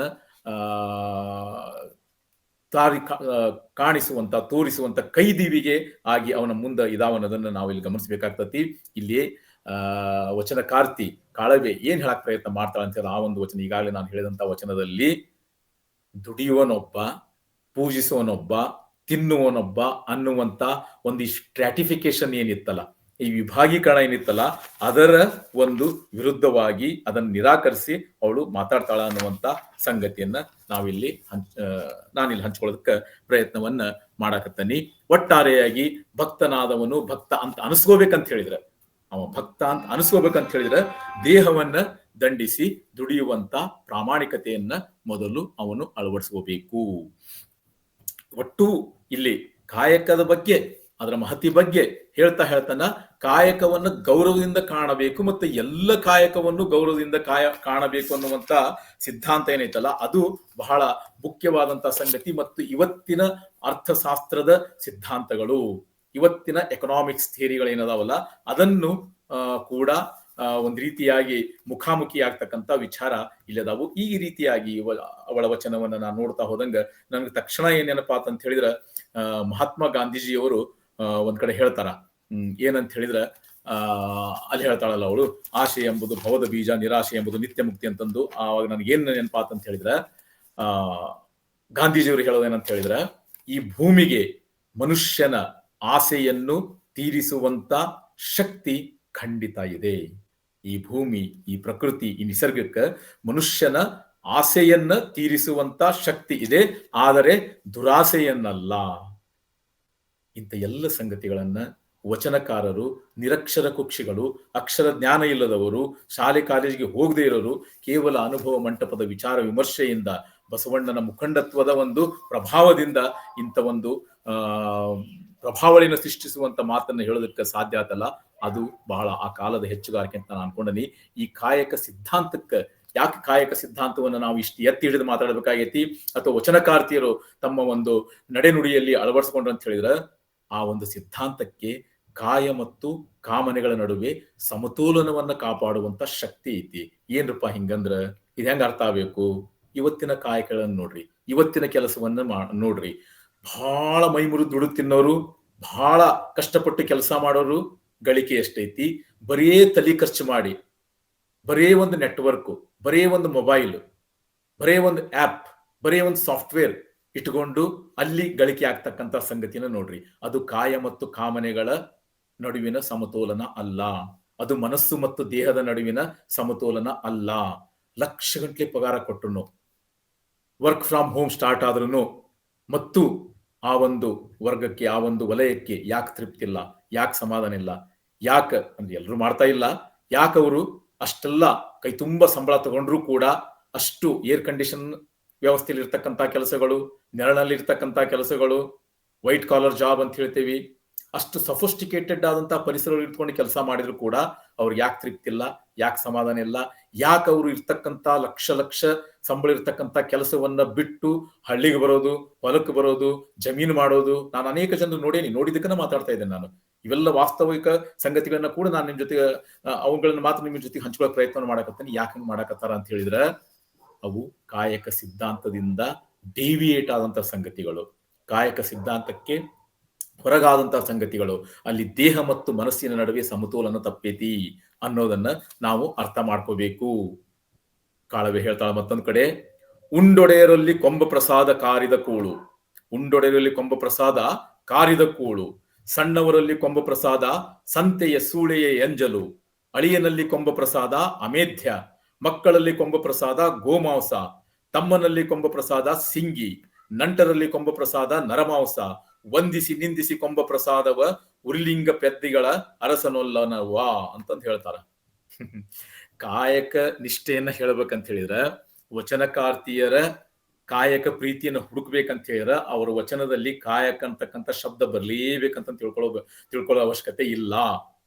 ನಾನು ಅನೇಕ ವಚನಗಳನ್ನ ಅಧ್ಯಯನ ಮಾಡಿ ನೋಡಿದ್ದೀನಿ. ಕಾಯಕ ಅನ್ನತಕ್ಕಂಥ ಶಬ್ದವನ್ನ ಹೇಳ್ದೇನೂ ಕಾಯಕ ನಿಷ್ಠೆಯನ್ನು ತೋರಿಸಬಹುದು. ಕಾಯಕ ಅಂತಕ್ಕಂಥ ಶಬ್ದ ಬಂದಲ್ಲಿ ಕೂಡ ಅಲ್ಲಿ ಬೇರೆ ರೀತಿಯಂತ ಅರ್ಥವನ್ನು ಕೊಡ್ತಕ್ಕಂಥ ವಚನಗಳು ಕೂಡ ಅದಾವ ಅನ್ನೋದನ್ನ ನಾನು ಇಲ್ಲಿ ಹೇಳ್ಬೇಕಾಗಿತ್ತು. ಉಂಡೊಡೆಯರಲ್ಲಿ ಕೊಂಬ ಪ್ರಸಾದ ಕಾರಿದ ಕೂಡು. ಎಷ್ಟು ತೀಕ್ಷ್ಣವಾಗಿ ಮಾತಾಡ್ತಾರೆ ನೋಡ್ರಿ. ಕೆಳವರ್ಗದಿಂದ ಬಂದಂತ, ಶೋಷಿತ ವರ್ಗದಿಂದ ಬಂದಂತ, ಅದುವರೆಗೂ ಮಾತಾಡೋದಕ್ಕೆ ದನಿನೇ ಇರದೇ ಇರ್ತಕ್ಕಂಥ ಪರಿಸರದಲ್ಲಿ ಹುಟ್ಟಿ ಬಂದ ಈ ಶರಣರು ಮಾತಾಡ್ತಾರ. ಉಂಡೊಡೆಯರಲ್ಲಿ ಕೊಂಬ ಪ್ರಸಾದ ಕಾರಿದ ಕೂಳು. ತಿಂದು ಕುಂತು ದುಡಿದಂಗ ಕುತ್ಕೊಂಡು ತಿಂತಾರಲ್ಲ, ಅವರಲ್ಲಿ ಪಡೆದುಕೊಂಡಂತ ಯಾವುದೇ ಸಂಪತ್ತಿರ್ಲಿ, ಕಾರಿದ ಕೂಳು, ವಾಂತಿ ಮಾಡ್ಕೊಂಡಂತ ಸಂಗತಿ ಅದು. ಎಷ್ಟು ತೀಕ್ಷ್ಣವಾಗಿ ಹೇಳ್ತಾರೆ ನೋಡ್ರಿ. ಸಣ್ಣವರಲ್ಲಿ ಕೊಂಬ ಪ್ರಸಾದ ಸಂತೆಯ ಸೂಳೆಯ ಎಂಜಲು. ಇದನ್ನಂತೂ ನಾ ಏನು ವರ್ಣನೆ ಮಾಡಿ ಹೇಳಬೇಕಾಗಿಲ್ಲ ನಿಮಗೆ. ಅಳಿಯನಲ್ಲಿ ಕೊಂಬ ಪ್ರಸಾದ ಅಮೇತ್ಯ, ಯಾವುದಕ್ಕಿಂತ ಕಡಿ ನೋಡ್ರದು. ಮಕ್ಕಳಲ್ಲಿ ಕೊಂಬ ಪ್ರಸಾದ ಗೋಮಾಂಸ, ತಮ್ಮನಲ್ಲಿ ಕೊಂಬ ಪ್ರಸಾದ ಸಿಂಗಿ. ಸಿಂಗಿ ಅಂತ ಹೇಳಿದ್ರೆ ಅತ್ಯಂತ ಕಾಳಕೂಟವಾದಂತ ವಿಷ, ಭಯಂಕರವಾದಂತ ವಿಷ. ನಂಟರಲ್ಲಿ ಕೊಂಬ ಪ್ರಸಾದ ನರಮಾಂಸ, ವಂದಿಸಿ ನಿಂದಿಸಿ ಕೊಂಬ ಪ್ರಸಾದವನ್ನ ಉರ್ಲಿಂಗ ಪೆದ್ದಿಗಳ ಅರಸ ವಲ್ಲನವ್ವ. ನೋಡ್ರಿ ಎಂತ ಮಾತನ್ನ ಹೇಳ್ತಾರ ಅಂತ ಹೇಳಿದ್ರೆ, ಹಂಗಾರೆ ಯಾವ ಪ್ರಸಾದ ನಮಗೆ ಶ್ರೇಷ್ಠ? ಶರಣನಿಗೆ ಯಾವ ಪ್ರಸಾದ ಶ್ರೇಷ್ಠ? ಕಾಯಕ ಜೀವಿಗೆ ಯಾವ ಪ್ರಸಾದ ಶ್ರೇಷ್ಠ ಅಂತ ಹೇಳಿದ್ರೆ, ತಾನು ಮೈ ಮುರಿದು ದುಡಿದು ತಂದಂತ ಪ್ರಸಾದ, ಸಂಪತ್ತು, ಆದಾಯ, ಇನ್ಕಮ್ಮು, ಅದು ಮಾತ್ರ ಶ್ರೇಷ್ಠ. ಇಲ್ಲ ಅಂತ ಹೇಳಿದ್ರೆ ಇಲ್ಲಿವರೆಗೆ ಒಂದು ಉದ್ದ ಅಂತ ಒಂದು ಪಟ್ಟಿಯನ್ನು ಕೊಟ್ಲಲ್ಲ ಕಾಳವೆ, ಅದಕ್ಕೆ ಅವು ಸಮ ಆಗ್ಬಿಡ್ತಾವ ಅಂತಕ್ಕಂಥ ವಿಚಾರವನ್ನ ಶರಣರು, ವಚನಕಾರ್ತಿಯರು ಹೇಳೋದನ್ನ ನೋಡಿದ್ರ ಅವರ ಕಾಯಕ ನಿಷ್ಠೆ ಎಂಥದ್ದು, ಅಲ್ಲಿ ಅದರ ಹಿನ್ನೆಲೆಯಲ್ಲಿ ಇರ್ತಕ್ಕಂಥ ವಿಚಾರಗಳು ಎಂಥದ್ದು ಅನ್ನೋದಕ್ಕಿಂತ, ಆ ಎಲ್ಲ ವಿಚಾರಗಳನ್ನ ಹೇಳೋದಕ್ಕಿಂತ ಮೊದಲು ಅವರು ಕಾಯಕ ಪ್ರವೃತ್ತಿಯನ್ನ ಅಳವಡಿಸಿಕೊಂಡಿದ್ರು. ಎಲ್ಲ ಶರಣರು, ವಚನಕಾರ್ತಿಯರನ್ನೂ ಒಳಗೊಂಡು ಶುದ್ಧ ಕಾಯಕ ಜೀವಿಗಳು. ಮೊದಲು ಅವರು ಕಾಯಕವನ್ನ ಮಾಡ್ತಿದ್ರು, ಆಮೇಲೆ ತಮ್ಮ ಜೀವನದ ಅನುಭವಗಳನ್ನ ವಚನವನ್ನ ಮಾಡೋದಕ್ಕೆ ಪ್ರಯತ್ನವನ್ನ ಮಾಡಿದ್ರು ಅನ್ನೋದು ಕೂಡ ನಿಮಗೂ ಗೊತ್ತಿರ್ತಕ್ಕಂಥ ವಿಚಾರ. ಎಲ್ಲಿ ಬಂದು ನಿಲ್ತಾಳ ನೋಡ್ರಿ ಕಾಳವೆ. ವಂದಿಸಿ ನಿಂದಿಸಿ ಕೊಂಬ ಪ್ರಸಾದ, ಬೇಡಿ ತಂದಿದ್ದು, ಹೊಗಳಿ ತಂದಿದ್ದು, ಮನಸ್ಸನ್ನ ಒಲಿಸಿಕೊಂಡು ತಂದಿದ್ದು, ಅಥವಾ ಬೈದು ಹೊಡೆದು ಬಡದು ಕಸಗೊಂಡಿದ್ದು, ಅದು ಕೂಡ ಪ್ರಸಾದ ಆಗೋದಕ್ಕೆ ಸಾಧ್ಯ ಇಲ್ಲ ಅಂತಕ್ಕಂಥ ಬೇಡುವ ಮತ್ತು ಕಾಡುವ ಎರಡೂ ಮಾರ್ಗಗಳನ್ನ ಅವಳು ನಿರಾಕರಿಸ್ತಾಳಲ್ಲ, ಇದು ಬಹಳ ಮುಖ್ಯವಾದಂತ ವಿಚಾರ ಅಂತಂದು ನಾನು ಅನ್ಕೊಂಡಿದ್ದೀನಿ. ಶರಣರ ದೃಷ್ಟಿ ಒಳಗಡೆ ಈ ಕಾಯಕ ಅನ್ನೋದು ಕೇವಲ ವಸ್ತುಗಳನ್ನು ಉತ್ಪಾದಿಸುವಂತ ಅಥವಾ ಸೇವೆಯನ್ನ ನೀಡುವಂತ ಕ್ರಿಯೆ ಆಗಿರಲಿಲ್ಲ. ಇವತ್ತೇ ನಾವು ಗೂಡ್ಸ್ ಅಂಡ್ ಸರ್ವಿಸ್ ಅಂತ ಹೇಳ್ತೇವೆ ನೋಡ್ರಿ. ಎಲ್ಲೆಲ್ಲಿ ಎಕನಾಮಿಕ್ಸ್ ಬರ್ತದಲ್ಲ ಅಲ್ಲೆಲ್ಲ ಗೂಡ್ಸ್ ಅಂಡ್ ಸರ್ವಿಸ್ ಅಂತ ಹೇಳ್ತೀವಿ. ಅದು ಮಾತ್ರ ಅವ್ರದ್ದು ವಿಚಾರ ಆಗಿರ್ಲಿಲ್ಲ. ಕುಳಿತು ತಿನ್ನುವಂತ ಆ ಜಡ ಸಂಸ್ಕೃತಿ ಏನಿತ್ತಲ್ಲ ಅದನ್ನು ನಿವಾರಿಸೋದಕ್ಕೆ ಬಂದಂತ ಚಲನಶೀಲವಾದಂತ ಸಂಸ್ಕೃತಿನ ಕಾಯಕ ಸಂಸ್ಕೃತಿ. ಅದಕ್ಕ ವಚನಕಾರ್ತಿಯರು ಅಷ್ಟು ದಿಟ್ಟವಾಗಿ, ಅಷ್ಟು ಏರಿದ ದನಿಯಲ್ಲಿ, ಗಟ್ಟಿ ದನಿಯಲ್ಲಿ ಹೇಳೋದಕ್ಕೆ ಪ್ರಯತ್ನವನ್ನು ಮಾಡ್ತಾರೆ. ಇದೇ ಕಾರಣಕ್ಕಾಗಿ ನಮಗೆಲ್ಲ ಗೊತ್ತೈತಿ, ಶರಣರು ಎಲ್ಲ ಕಾಯಕವನ್ನು ಸಮಾನ ಗೌರವದಿಂದ ಕಾಣ್ತಿದ್ರು. ಒಂದು ಕಾಯಕ ಹೆಚ್ಚು, ಒಂದು ಕಾಯಕ ಕಡಿಮೆ ಅಂತಂದು ಎಂದೂ ಅವ್ರು ಹೇಳೋದಕ್ಕೆ ಪ್ರಯತ್ನ ಮಾಡ್ತಿಲ್ಲ. ಆದರೆ ಕಾಯಕವನ್ನು ಮಾಡುವ ರೀತಿಯಲ್ಲಿ ಇರ್ತಕ್ಕಂಥ ವ್ಯತ್ಯಾಸದಿಂದ ಅನೇಕ ಸಂಲಗ್ನ ಪದಗಳು ಅಲ್ಲಿ ಹುಟ್ಕೊಂಡ್ಬಿಟ್ಟಾವು. ಎಂತವು ಅಂತ ಹೇಳಿದ್ರೆ ಸತ್ಯ ಕಾಯಕ, ಸತ್ಯ ಶುದ್ಧ ಕಾಯಕ, ಸ್ವಕಾಯಕ, ಸ್ವಯ ಕಾಯಕ, ಸುಕಾಯಕ, ಶುಷ್ಕ ಕಾಯಕ, ಧರ್ಮ ಕಾಯಕ, ಅಸತ್ಯ ಕಾಯಕ, ಹಿಂಗ ಬೇರೆ ಬೇರೆ ರೀತಿಯಾದಂತ ಎಲ್ಲ ಕಾಯಕಗಳನ್ನ ಹೇಳೋದ್ರ ಹಿನ್ನೆಲೆ ಏನಂತ ಹೇಳಿದ್ರೆ, ಕಾಯಕವನ್ನ ಸತ್ಯ ಶುದ್ಧವಾಗಿ, ಚಿತ್ತ ಶುದ್ಧವಾಗಿ ಮಾಡಬೇಕು ಅನ್ನಂತ ಹೇಳುವಂಥದ್ದು ಒಂದು. ಮತ್ತು ಈ ಒಂದು ಹೇಳುವಂತ ಸ್ವಾತಂತ್ರ್ಯವನ್ನೇನ್ ಪಡ್ಕೊಂಡ್ರಲ್ಲ ಈ ವಚನಕಾರ್ತಿಯರು, ಅಲ್ಲಿವರೆಗೂ ಮಹಿಳೆಗೆ ಮನೆಯ ಮುಂಬಾಗಿಲಿಂದ ಹೊರಗಡೆ ಬರೋದಕ್ಕೆ ಅವಕಾಶ ಇರ್ಲಿಲ್ಲ, ದಾರಿ ಕಡೆಗೆ ಇಣಿಕ್ ನೋಡೋದಕ್ಕೆ ಅವಕಾಶ ಇರಲಿಲ್ಲ. ಅಡಿಗೆ ಮನೆಯ ಬಂದಿ ಆಗಿದ್ಲಾಕಿ, ಕತ್ತಲ ಕೋಣೆಯ ಬಂದಿ ಆಗಿದ್ಲಲ್ಲ, ಅವರು ಹೊರಗಡೆ ಬಂದು ಈ ಬಸವಣ್ಣನ ಮುಖಂಡತ್ವದಲ್ಲಿ ನಡೆದಂತ ಈ ಒಂದು ಚಳುವಳಿ, ಈ ಒಂದು ಸಮಾಜ ಆರ್ಥಿಕ ಸುಧಾರಣೆಯ ಭಾಗವಾಗಿ ಆ ಸಂದರ್ಭವನ್ನ ಅವರು ಅತ್ಯಂತ ಸೂಕ್ತ ರೀತಿಯೊಳಗಡೆ ಪರಿಣಾಮಕಾರಿಯಾಗಿ ವ್ಯವಸ್ಥಿತವಾಗಿ ಬಳಸಿಕೊಂಡಂತ ರೀತಿಯನ್ನ ನೋಡಿದ್ರ ಈ ವಚನಕಾರ್ತಿಯರಿಗೆ, ವಿಶೇಷವಾಗಿ ಕಾಯಕ ನಿಷ್ಠೆ ವಚನಕಾರ್ತಿಯರಿಗೆ ನಾನೇನ್ ಅನ್ನೋದು ಪ್ರಯತ್ನ ಮಾಡ್ತಾನೆ ಅಂತ ಹೇಳಿದ್ರೆ, ಇವರು ಕಾಯಕ ಸಿದ್ಧಾಂತದ ಬ್ರಾಂಡ್ ಅಂಬಾಸಿಡರ್ಸ್. ಇವರು ಕಾಯಕ ಸಿದ್ಧಾಂತದ ರಾಯಭಾರಿಗಳಂತ ಹೇಳಿದ್ರು ಕೂಡ ತಪ್ಪಾಲಿಕ್ಕಿಲ್ಲ ಅಂತಂದು ನನ್ನ ಒಂದು ಭಾವನೆ. ನೀವು ಕೂಡ ನನ್ನ ಮಾತು ಒಪ್ತೀರಂತ ಅನ್ಕೊಂಡನಿ. ಅದೇ ಕಾಳವ್ಯ ಒಂದ್ ಕಡೆ ಮತ್ತೆ ಹೇಳ್ತಾಳ, ತೂಬರದ ಕೊಳ್ಳಿಯಂತೆ ಉರಿವಾತ ಭಕ್ತನೇ, ಹುಸಿದು ತಂದು ಮಾಡುವಾತ ಭಕ್ತನೇ. ಸುಳ್ಳು ಹೇಳ್ತಾರಂತ ಅವನ ಭಕ್ತನಾಗ ಸಾಧ್ಯತೆ. ನಿಂದಿಸಿಕೊಂಬ ಪ್ರಸಾದ ಕುನ್ನಿಯ ಪ್ರಸಾದ, ಲಿಂಗ ಜಂಗಮದ ಕೈಯ. ಎಲ್ಲಿಗೆ ಬರ್ತಾರ ನೋಡ್ರಿ, ಲಿಂಗ ಜಂಗಮದ ಕೈಯ ಹೂವು ಹಣ್ಣು ಕಾಯಿ ಪತ್ರೆ, ಹೋಗುವ ಬರುವ ಉಳಿಗುವ ಕೊಂಬಾತ ಕೂಡ ಭಕ್ತ ಅಲ್ಲ. ಸ್ವಲ್ಪ ಹಂಗ ಇವತ್ತಿನ ದಿನಮಾನಕ್ಕ, ಇವತ್ತಿನ ನಗರ ಪ್ರದೇಶದ ಬಡಾವಣೆಯ ಜೀವನಕ್ಕೆ ಇನ್ನು ಅನ್ವಯಿಸ. ಯಾಕಂದ್ರೆ ಹಂಗ ವಚನಗಳನ್ನ ನಾವು ಸುಮ್ಮನೆ ಉದ್ದಕ್ಕೆ ಉಲ್ಲೇಖ ಮಾಡ್ಕೊಂಡು ಉದ್ದುದ್ದ ಸಾಲ ಹೇಳ್ಕೊತ ಹೋದ್ರೆ ಅದು ಮನಸ್ಸಿಗೆ ಎಷ್ಟು ಮಟ್ಟಿಗೆ ತರ್ತದೆ ಅನ್ನೋದ್ರ ಬಗ್ಗೆ ನನಗೆ ನಂದೇ ಆದಂತ ಒಂದು ಅನುಮಾನ ಐತಿ. ನಾವು ಹಂಗ ಒಂದು ವಿಚಾರ ಮಾಡೋಣ. ನಗರ ಪ್ರದೇಶದೊಳಗಡೆ ಬಡಾವಣೆ ಒಳಗಡೆ ಮನೆಗಳಿರ್ತಾವು. ತಾವೆಲ್ಲರೂ ಪೂಜೆ ಮಾಡ್ತೀರ ಅಥವಾ ಎಲ್ಲರೂ ಪೂಜೆ ಮಾಡ್ತಾರ. ಪೂಜೆಯನ್ನ ಮಾಡುವಾಗ ಕೆಲವರು ಮಾಡೋದನ್ನ ನಾನು ನೋಡೇನಿ. ಪಕ್ಕದ ಕಂಪೌಂಡ್ ನಲ್ಲಿ ಅರಳಿದಂತ ಹೂವುಗಳನ್ನ ಅವ್ರು ಹೇಳೋಕ್ಕಿಂತ ಮೊದ್ಲು ಹೋಗಿ ಹರ್ಕೊಂಬಂದು ನಮ್ಮ ಮನೆಯಲ್ಲಿ ಪೂಜೆಯನ್ನ ಮಾಡೋದು. ಏನ್ ಹೇಳ್ತಾಳ ಕಾಳವ್ವೆ, ಲಿಂಗ ಜಂಗಮದ ಕೈಯ ಹೂವು ಹಣ್ಣು ಕಾಯಿ ಪತ್ರೆ, ಹೋಗುವ ಬರುವ ಉಳಿಗ ಕೊಂಬಾತ ಭಕ್ತನಲ್ಲ. ನಾವ್ ಹಿಂಗ್ ಮಾಡ್ತೇವಂತ ಅವ್ರಿಗೆ ಅವಾಗ ಗೊತ್ತಾಗಿತ್ತು 850 ವರ್ಷದಿಂದ. ಹಿಂಗಾಗಿ ಇದನ್ನು ಕೂಡ ಅವರು ಹೇಳ್ಬಿಟ್ಟಾರ. ನಿನಗೆ ಪೂಜಾ ಮಾಡ್ಬೇಕನ್ನಂಗಿದ್ರೆ ಪೂಜೆ ಮಾಡೋದು ಬಿಡೋದು ನಿನ್ನ ಒಂದು ವಿವೇಚನೆಗೆ ಬಿಟ್ಟಂತ ವಿಚಾರ. ಅದು ನಿನ್ನ ಭಕ್ತಿ, ನಿನ್ನ ಖಾಸಗಿಯಾದಂತ ಸಂಗತಿ ಅದು.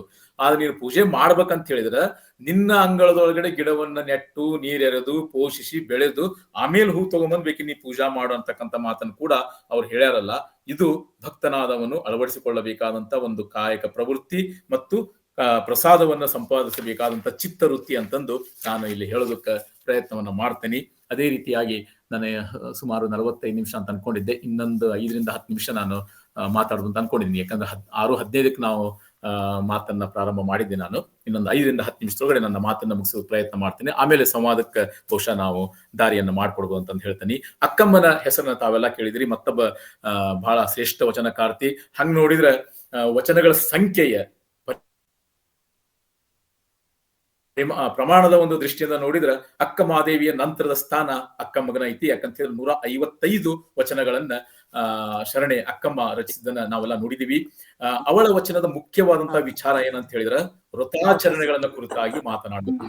ಬಹಳಷ್ಟು ವಚನಕಾರ್ತಿಯರು ತಮಗೆ ಗೊತ್ತಿರಲಿ ಭಕ್ತನ ನಡವಳಿಕೆ, ಭಕ್ತ ಸಂಹಿತೆ, ವ್ರತಾಚರಣೆಗಳು, ಲಿಂಗಾಂಗ ಸಾಮರಸ್ಯ, ದಾಂಪತ್ಯ ಸಾಮರಸ್ಯ ಅಥವಾ ಇತರೆ ಶರಣರ ಬಗ್ಗೆ ಭಕ್ತಿ ಭಾವವನ್ನ ಇಟ್ಕೊಳ್ಳೋದು, ಇದನ್ನ ಹೇಳೋದ್ರ ಜೊತೆಗೆ ವ್ರತಾಚರಣೆ ಬಗ್ಗೆ ಬಹಳಷ್ಟು ವಚನಕಾರ್ತಿಯರು ಹೇಳಿದಾರ. ಯಾಕಂತ ಹೇಳಿದ್ರೆ ಅವರು ವ್ರತವನ್ನ ಆಚರಿಸಿದಂತ ಶೀಲ ಸಂಪನ್ನೆಯರಾಗಿದ್ದರು.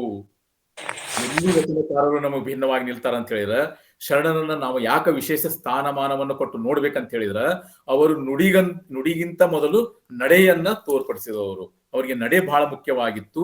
ಆ ಒಂದು ವ್ರತಾಚರಣೆ ಬಗ್ಗೆ ಕುರಿತಾಗಿ ಅಕ್ಕಮ್ಮ ಆಗ್ಲಿ ಬೇರೆ ವಚನಕಾರ್ತಿಯರು ಏನು ಮಾತಾಡ್ತಾರಲ್ಲ, ಒಂದು ವಿಷಯವನ್ನ ನಾವು ಗಮನಿಸಬೇಕು. ಕಾಯಕ ಕೂಡ ಅವರಿಗೆ ಒಂದು ವ್ರತ.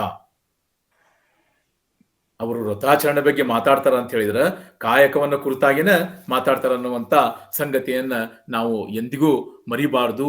ಅವಳ ಒಂದು ವಚನದಲ್ಲಿ ಬರ್ತತಿ, ಹಸಿ ಮಸಿ ಕೃಷಿ ವಾಣಿಜ್ಯ ಮುಂತಾದ ಕಾಯಕವ ಮಾಡಿ ಭಕ್ತರ ಪಡುಗ ಪಾದತ್ರಾಣ ಪಹರಿ ಬಾಗಿಲು ಬಕ್ಕಸ ಬಿಯಗ ಮುಂತಾದ ಕಾಯಕವ ಮಾಡಿಕೊಂಡು ವ್ರತಕ್ಕೆ ಊಣೆಯ ಇಲ್ಲದೆ ಮಾಡುವ ಕೃತ್ಯಕ್ಕೆ ಕಡೆಯಾಗದೆ ಈ ಭಕ್ತನ ಅಂಗಳ ಅವಿಮುಕ್ತಿ ಕ್ಷೇತ್ರ ಆತನ ಮನೆಯೇ ಆಚಾರವೇ ಪ್ರಾಣವಾದ ರಾಮೇಶ್ವರ ಲಿಂಗದಾಶ್ರಯ. ವಚನವನ್ನು ಸ್ವಲ್ಪ ದೀರ್ಘ ಆಯ್ತು, ಆದ್ರೆ ಅದರ ಸಾರಸತ್ವವನ್ನ ನಿಮಗೆ ಹೇಳೋದಕ್ಕೆ ನಾ ಪ್ರಯತ್ನವನ್ನ ಮಾಡ್ಬೇಕಂತ ಹೇಳಿದ್ರೆ, ಅಕ್ಕಮ್ಮನ ನಿಜವಾದ ವೃತ್ತಿ ಅಥವಾ ಕಾಯಕ ಯಾವುದಂತಂದು ಅವಳ ಇತಿವೃತ್ತಾಂತವನ್ನ ನೋಡಿದ್ರೆ ತಿಳಿದು ಬರೋದಿಲ್ಲ. ಆದ್ರೆ ವಚನಗಳ ಸಾರಾಂಶವನ್ನ ನೋಡಿದ್ರೆ, ವಚನದಲ್ಲಿ ಬರ್ತಕ್ಕಂಥ ಸಂಗತಿಗಳನ್ನ ನೋಡಿದ್ರೆ ಬಹುಶಃ ಅವಳು ಕೃಷಿ ಪರಿಸರಕ್ಕೆ ಹತ್ತಿರವಾದಂತ ಒಬ್ಬ ವ್ಯಕ್ತಿ ಇದ್ಲು ಅಂತ ಅನಿಸ್ತತಿ. ಹಸಿ ಮಸಿ ಕೃಷಿ ವಾಣಿಜ್ಯ ಮುಂತಾದ ಕಾಯಕವ ಮಾಡಿ ಭಕ್ತರ ಪಡುಗ ಪಾದತ್ರಾಣ ಪಹರಿ ಬಾಗಿಲು ಬೊಕ್ಕಸ ಬೀಗ. ನೋಡ್ರಿ ಎಷ್ಟು ರೀತಿಯಾದಂತ ಕಾಯಗಳು. ಪಡುಗ ಪೀಕದಾನೆ ಅಂತ ಹೇಳ್ತೇವೆ ನಾವು, ಉಗುಳು ಬುಟ್ಟಿ ಅಂತ ಹೇಳ್ತೇವಿ, ಅದನ್ನ ಹಿಡಿಯಾಕೊಬ್ಬ ಕಾಯಕ ಜೀವಿ. ಪಾದತ್ರಾಣ ಚಪ್ಪಲಿ ಮಾಡವ ಪಾದತ್ರಾಣ ಅಂತ ಹೇಳ್ತಾರ ಅದಕ್ಕೆ. ಪಹರಿ ಕಾವಲು ಕಾಯೋದು, ಪಹರೆ ಮಾಡೋದು ಅಂತ ಹೇಳ್ತೇವಿ. ಬಾಗಿಲನ್ನ ಕಾಯೋದು. ಬೊಕ್ಕಸ ಅದಕ್ಕೆ ರಕ್ಷಣೆ ಕೊಡೋದು. ಬಿಯಗ ಅಂತ ಹೇಳಿದ್ರೆ ಕಿಲಿ ಕೈ, ಬಿಯಗ ಹಿಂಗ ಅವತ್ತಿನ ಒಂದು ಆಡು ಭಾಷೆಯ ಪದಗಳನ್ನು ಅವರೆಲ್ಲ ಬಳಸ್ತಿದ್ರು. ಮುಂತಾದ ಕಾಯಕವ ಮಾಡಿಕೊಂಡು ವ್ರತಕ್ಕೆ ಊಣೆಯ ಇಲ್ಲದೆ ಅಂತ ಹೇಳಿದ್ರೆ ಊನಾಗೋ ರೀತಿ ಒಳಗಡೆ ಅದಕ್ಕೇನು ಕೊರತೆ ಆಗದ ರೀತಿ ಒಳಗಡೆ ಕಾಯಕವನ್ನ ಮಾಡಬೇಕು ಅಂತ ಭಕ್ತನ ಅಂಗಳವೇ ಅವಿಮುಕ್ತಿ ಕ್ಷೇತ್ರ. ಅದ ಒಂದು ಪುಣ್ಯಕ್ಷೇತ್ರ. ಮತ್ಯಾವ ಪುಣ್ಯಕ್ಷೇತ್ರನ ಹುಡ್ಕೊಂಡು ಹೋಗ್ತೀರಿ? ಇಲ್ಲೇ ಒಟ್ಟಾರೆಯಾಗಿ ಅಕ್ಕಮ್ಮ ಏನ್ ಹೇಳಕ್ ಪ್ರಯತ್ನ ಮಾಡ್ತಾನ ಅಂತ ಹೇಳಿದ್ರೆ, ಮತ್ಯಾವುದು ಪೂಜೆ ಪುನಸ್ಕಾರ, ಮತ್ಯಾವುದು ಹೋಮ ಹವನ, ದೇವರನ್ನ ಆಕರ್ಷಣೆ ಮಾಡೋದಕ್ಕೆ, ದೇವರನ್ನ ಒಲಿಸ್ಕೊಳ್ಳೋದಕ್ಕೆ ಯಾವ ಮಾರ್ಗನೂ ಬೇಡ. ಸರಿಯಾದಂತ ಕಾಯಕವನ್ನ ಮಾಡ್ರಿ. ಯಾವ ಕಾಯಕ ಆದ್ರೂ ಮಾಡ್ರಿ ಅಂತ ಹೇಳ್ತಾನೆ. ನಾ ಹೇಳಿದ್ನಲ್ಲ, ಒಂದ್ 7-8 ಕಾಯಕಗಳ ಹೆಸರು ಹೇಳಿದ್ವಿ. ಆ ಎಲ್ಲ ಕಾಯಕಗಳನ್ನು ಸರಿ ಸಮಾನವಾಗಿ ಕಾಣೋದ್ರ ಜೊತೆಗೆ ಅವನ್ನ ವ್ರತಕ್ಕೆ ಊಣೆ ಇಲ್ಲದಂತೆ, ವ್ರತ ಊನ ಆಗದಂತೆ ಮಾಡೋದಂತ ಹೇಳಿದ್ರೆ ಮತ್ತದ ಸತ್ಯಶುದ್ಧ ಚಿತ್ತಶುದ್ಧ ಕಾಯಕವನ್ನ ಮಾಡಿದ್ರ ಅವನ ಮನೆಯ ಅಂಗಳನೇ ಒಂದು ಪುಣ್ಯಕ್ಷೇತ್ರ ಅಂತಂದು ಹೇಳಿ ಅಕ್ಕಮ್ಮ ಅಲ್ಲಿಗೆ ನಿಲ್ಲಂಗಿಲ್ಲ. ಆತನ ಮನೆಯೇ ಆಚಾರವೇ ಪ್ರಾಣವಾದ ರಾಮೇಶ್ವರ ಲಿಂಗದ ಆಶ್ರಯ. ಅದು ಬರೀ ಪುಣ್ಯಕ್ಷೇತ್ರ ಅಷ್ಟೇ ಅಲ್ಲ, ಅಲ್ಲಿ ಬಂದು ದೇವರು ಕೂಡ ವಾಸ ಮಾಡ್ತಾನ ಅನ್ನುವಂತ ವಿಚಾರವನ್ನ ಅಲ್ಲಿ ಹೇಳ್ತಾಳ. ಮುಕ್ತಾಯಕ ಕೂಡ ಒಂದ್ ಕಡೆ ಹೇಳ್ತಾಳ, ಹಿಡಿದಿರುತ್ತ ಬಿಡದಿರಲು ಅದೇ ಮಹಾಜ್ಞಾನ ಅಂತಂದು ಹೇಳ್ತಾಳ. ನೋಡ್ರಿ, ಅದು ಕೂಡ ಒಂದು ಕಾಯಕ ನಿಷ್ಠೆ ಅಂತ ನಾನು ಅರ್ಥ ಮಾಡ್ಕೊಳ್ಳೋದಕ್ಕೆ ಪ್ರಯತ್ನವನ್ನ ಮಾಡಿದೀನಿ. ಆಮೇಲೆ ಕಾಲಕಣ್ಣಿಯ ಕಾಯಮ್ಮ ಹೆಸರಿನಾಗ ಬರ್ತಾವು. ಇಲ್ಲಿ ವಚನಕಾರ್ತಿಯರ ಕಾಯಕ ನಿಷ್ಠೆ ಅಂತಂದು ಹೇಳಿದ್ರೆ ಬಹಳ ಅಕಾಡೆಮಿಕ್ ಆಗಿ ಅಧ್ಯಯನ ಮಾಡಿ ವಚನದೊಳಗಡೆ ಸೋಸಿ ನೋಡ್ಬೇಕಂತಿಲ್ಲ. ಅವರ ಹೆಸರು, ಅವರ ವೃತ್ತಿ, ಅವರ ಪ್ರವೃತ್ತಿಯನ್ನ ಬರ್ತತಿ. ಕಾಲಕಣ್ಣಿಯ ಕಾಮಮ್ಮ, ಆಕೆ ಹೆಸರು ಕಾಲಕಣ್ಣಿಯ ಕಾಮಮ್ಮ. ಮತ್ತೊಬ್ಬ ವಚನಕಾರ್ತಿ, ಅವಳ ಒಂದು ಕಾಯಕ ಏನಂತ ಹೇಳಿದ್ರೆ ಅವಾಗ ಕಣ್ಣಿ ಮಾಡೋದು, ಹಗ್ಗ ಮಾಡೋದು ಅಂತ ಹೇಳ್ತೇನೆ ನೋಡ್ರಿ. ಇವತ್ತು ಕೂಡ ಸರಿವಿ, ಹಗ್ಗ, ಬಾಯಿ ಕುಕ್ಕಿ ಅಂತ ನಾರಿನಿಂದ ಮಾಡ್ತಕ್ಕಂಥ ಬೇರೆ ಬೇರೆ ಪದಾರ್ಥಗಳು ಬರ್ತಾವೆ. ಕೃಷಿ ಒಳಗಡೆ ಅವುಗಳ ಅವಶ್ಯಕತೆ ಬಹಳ ಇರ್ತತಿ. ರೈತರು ಅವುಗಳನ್ನು ಬಿಟ್ಟು ಏನ್ ಕೆಲಸ ಮಾಡಕ್ಕಾಗಲ್ಲ ಅಂತ ಒಬ್ಬ ಕಾಲಕಣ್ಣಿಯ ಕಾಮಮ್ಮ ಹೇಳ್ತಾಳ. ಏನಂತ ಕೇಳಿದ್ರೆ ನಿಮಗ ಆಶ್ಚರ್ಯ ಆಗ್ಬೋದು. ವ್ರತಭ್ರಷ್ಟರ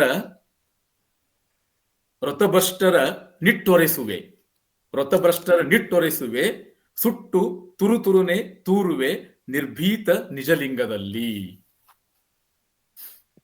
ಹೆಸರು ಕೂಡ ಅಷ್ಟು ಪ್ರಸಿದ್ಧವಾದಂತ ಏನು ವಚನಕಾರ್ತಿ ಅಲ್ಲ. ಹೆಸರನ್ನು ತಗೊಂಡ್ರೆ ನಾವು ಕಾಲಕಣ್ಣಿಯ ಕಾಮಮ್ಮ, 7-8 ಜನರ ಹೆಸರು, ವಚನಕಾರರ ಹೆಸರು, ಮುನ್ನೆಳು ಇರ್ತಕ್ಕಂಥವ್ರು, ಅವರ ಜ್ಞಾನ, ಅವರ ವಿದ್ವತ್ತು ನಮಗೆಲ್ಲ ಗೊತ್ತೈತಿ. ಅವರು ಮಾಡಿದಂತ ಸುಧಾರಣೆ ಕೆಲಸಗಳನ್ನು ಗೊತ್ತದವು. ಆದರೆ ಒಂದ್ ರೀತಿಯಾದಂತ ಅನಾಮಧೇಯರ ವಚನಕಾರ್ತಿ, ಒಂದ್ ರೀತಿಯಾದಂತ ಅಂಚಿಗೆ ತಳ್ಳಲ್ಪಟ್ಟಂತ ವಚನಕಾರ್ತಿ ಅಂತ ಇಟ್ಕೊಳ್ಳೋಣ ಸದ್ಯ, ಒಂದು ತಾಂತ್ರಿಕವಾಗಿ ಚರ್ಚೆ ಮಾಡೋ ಸಲುವಾಗಿ. ಕಾಲಕಣ್ಣಿಯ ಕಾಮಮ್ಮ ಹೇಳೋದೇನೆ ಅಂತ ಹೇಳಿದ್ರೆ, ವ್ರತಭ್ರಷ್ಟರ ನಿಟ್ಟೊರೆಸುವೆ, ಸುಟ್ಟು ತುರುತುರುನೆ ತೂರುವೆ ನಿರ್ಭೀತ ನಿಜಲಿಂಗದಲ್ಲಿ. ಆ ಹೇಳುವಂತ ಶಬ್ದ, ಬಳಸುವಂತ ಪರಿಭಾಷೆಯನ್ನ ತಾವು ನೋಡ್ಬೇಕು. ವ್ರತಭ್ರಷ್ಟರು ಯಾರದಾರಲ್ಲ ಅವ್ರನ್ನ ಏನ್ ಮಾಡ್ತಾನೆ ಅಂತ ಹೇಳಿದ್ರೆ ಒಗೆದು ಬಿಡ್ತಾನೆ ನಾನು. ಅವರನ್ನ ಸುಟ್ಟು ತೂರ್ ಬಿಡ್ತಾನೆ, ಸುಟ್ಟು ಭಸ್ಮ ಮಾಡ್ಬಿಡ್ತಾನೆ. ಅವಳ ರೋಷವನ್ನ ನೋಡ್ರಿ, ಅವಳ ಆವೇಶವನ್ನ ನೋಡ್ರಿ, ಸ್ತ್ರೀ ಸ್ವಾತಂತ್ರ್ಯವನ್ನ ಬಳಸಿಕೊಳ್ಳುವಂತ ರೀತಿಯನ್ನ ನೋಡ್ರಿ. ವಚನಕಾರರ ಹಿರಿಮೆ ಇರೋದು ಇಲ್ಲಿ. ಅದನ್ನು ಮತ್ತೆ ತೂರುವೆ ಎಲ್ಲಿ? ನಿರ್ಭೀತ ನಿಜಲಿಂಗದಲ್ಲಿ.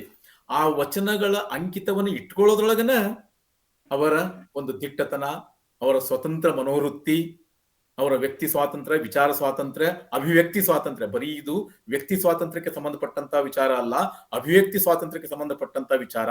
ಅವಳ ಲಿಂಗ ನಿಜಲಿಂಗ ಅಂದ್ರೆ ಬೇರೆ ಬೇರೆ ಕಲ್ಲಿನ ಲಿಂಗಗಳನ್ನು ಬೇಕಾದಷ್ಟು ಅದಾವ. ಹೋಗಿ ಉದ್ದಕ್ಕೆ ಬೀಳ್ತಿರ್ತೇವೆ ನಾವು. ಕಾಶಿ, ರಾಮೇಶ್ವರ, ಆದಿದಂತೆಲ್ಲ ಸುತ್ತಾಡ್ಕೊಂಡ್ ಬರ್ತೇವಿ, ಇರ್ಲಿ. ಆದ್ರ ಅವಳ ಲಿಂಗ ನಿಜಲಿಂಗ, ಅವಳ ಲಿಂಗ ನಿಸರ್ಗಲಿಂಗ. ಅದು ಎಂತದ್ದು? ಮತ್ತೆ ನಿರ್ಭೀತ ಅಂತ ಸೇರಿಸ್ತಾಳ. ಆ ಒಂದು ಅಂಕಿತವನ್ನ ಇಟ್ಕೊಳ್ಳೋಗಿರ್ತಕ್ಕಂತ ಒಂದು ಜಾಣ್ಮೆಯನ್ನ, ಒಂದು ಎಚ್ಚರವನ್ನ ನೋಡ್ಬೇಕು. ಅವಳು ಏನ್ ಹೇಳ್ತಾಳ ಅಂತ ಹೇಳಿದ್ರ, ಆ ವಚನ ಭ್ರಷ್ಟರನ್ನ ಸುಟ್ಟು ತುರುತುರುನೆ ತೂರುವೆ ಅಂತ ಹೇಳ್ತಾಳ. ಏನು ಇದನ್ನ ಹೆಂಗ್ ನಾವು ಇವತ್ತಿನ ದಿನಕ್ಕೆ ಅನ್ವಯ ಮಾಡ್ಕೋಬೇಕು?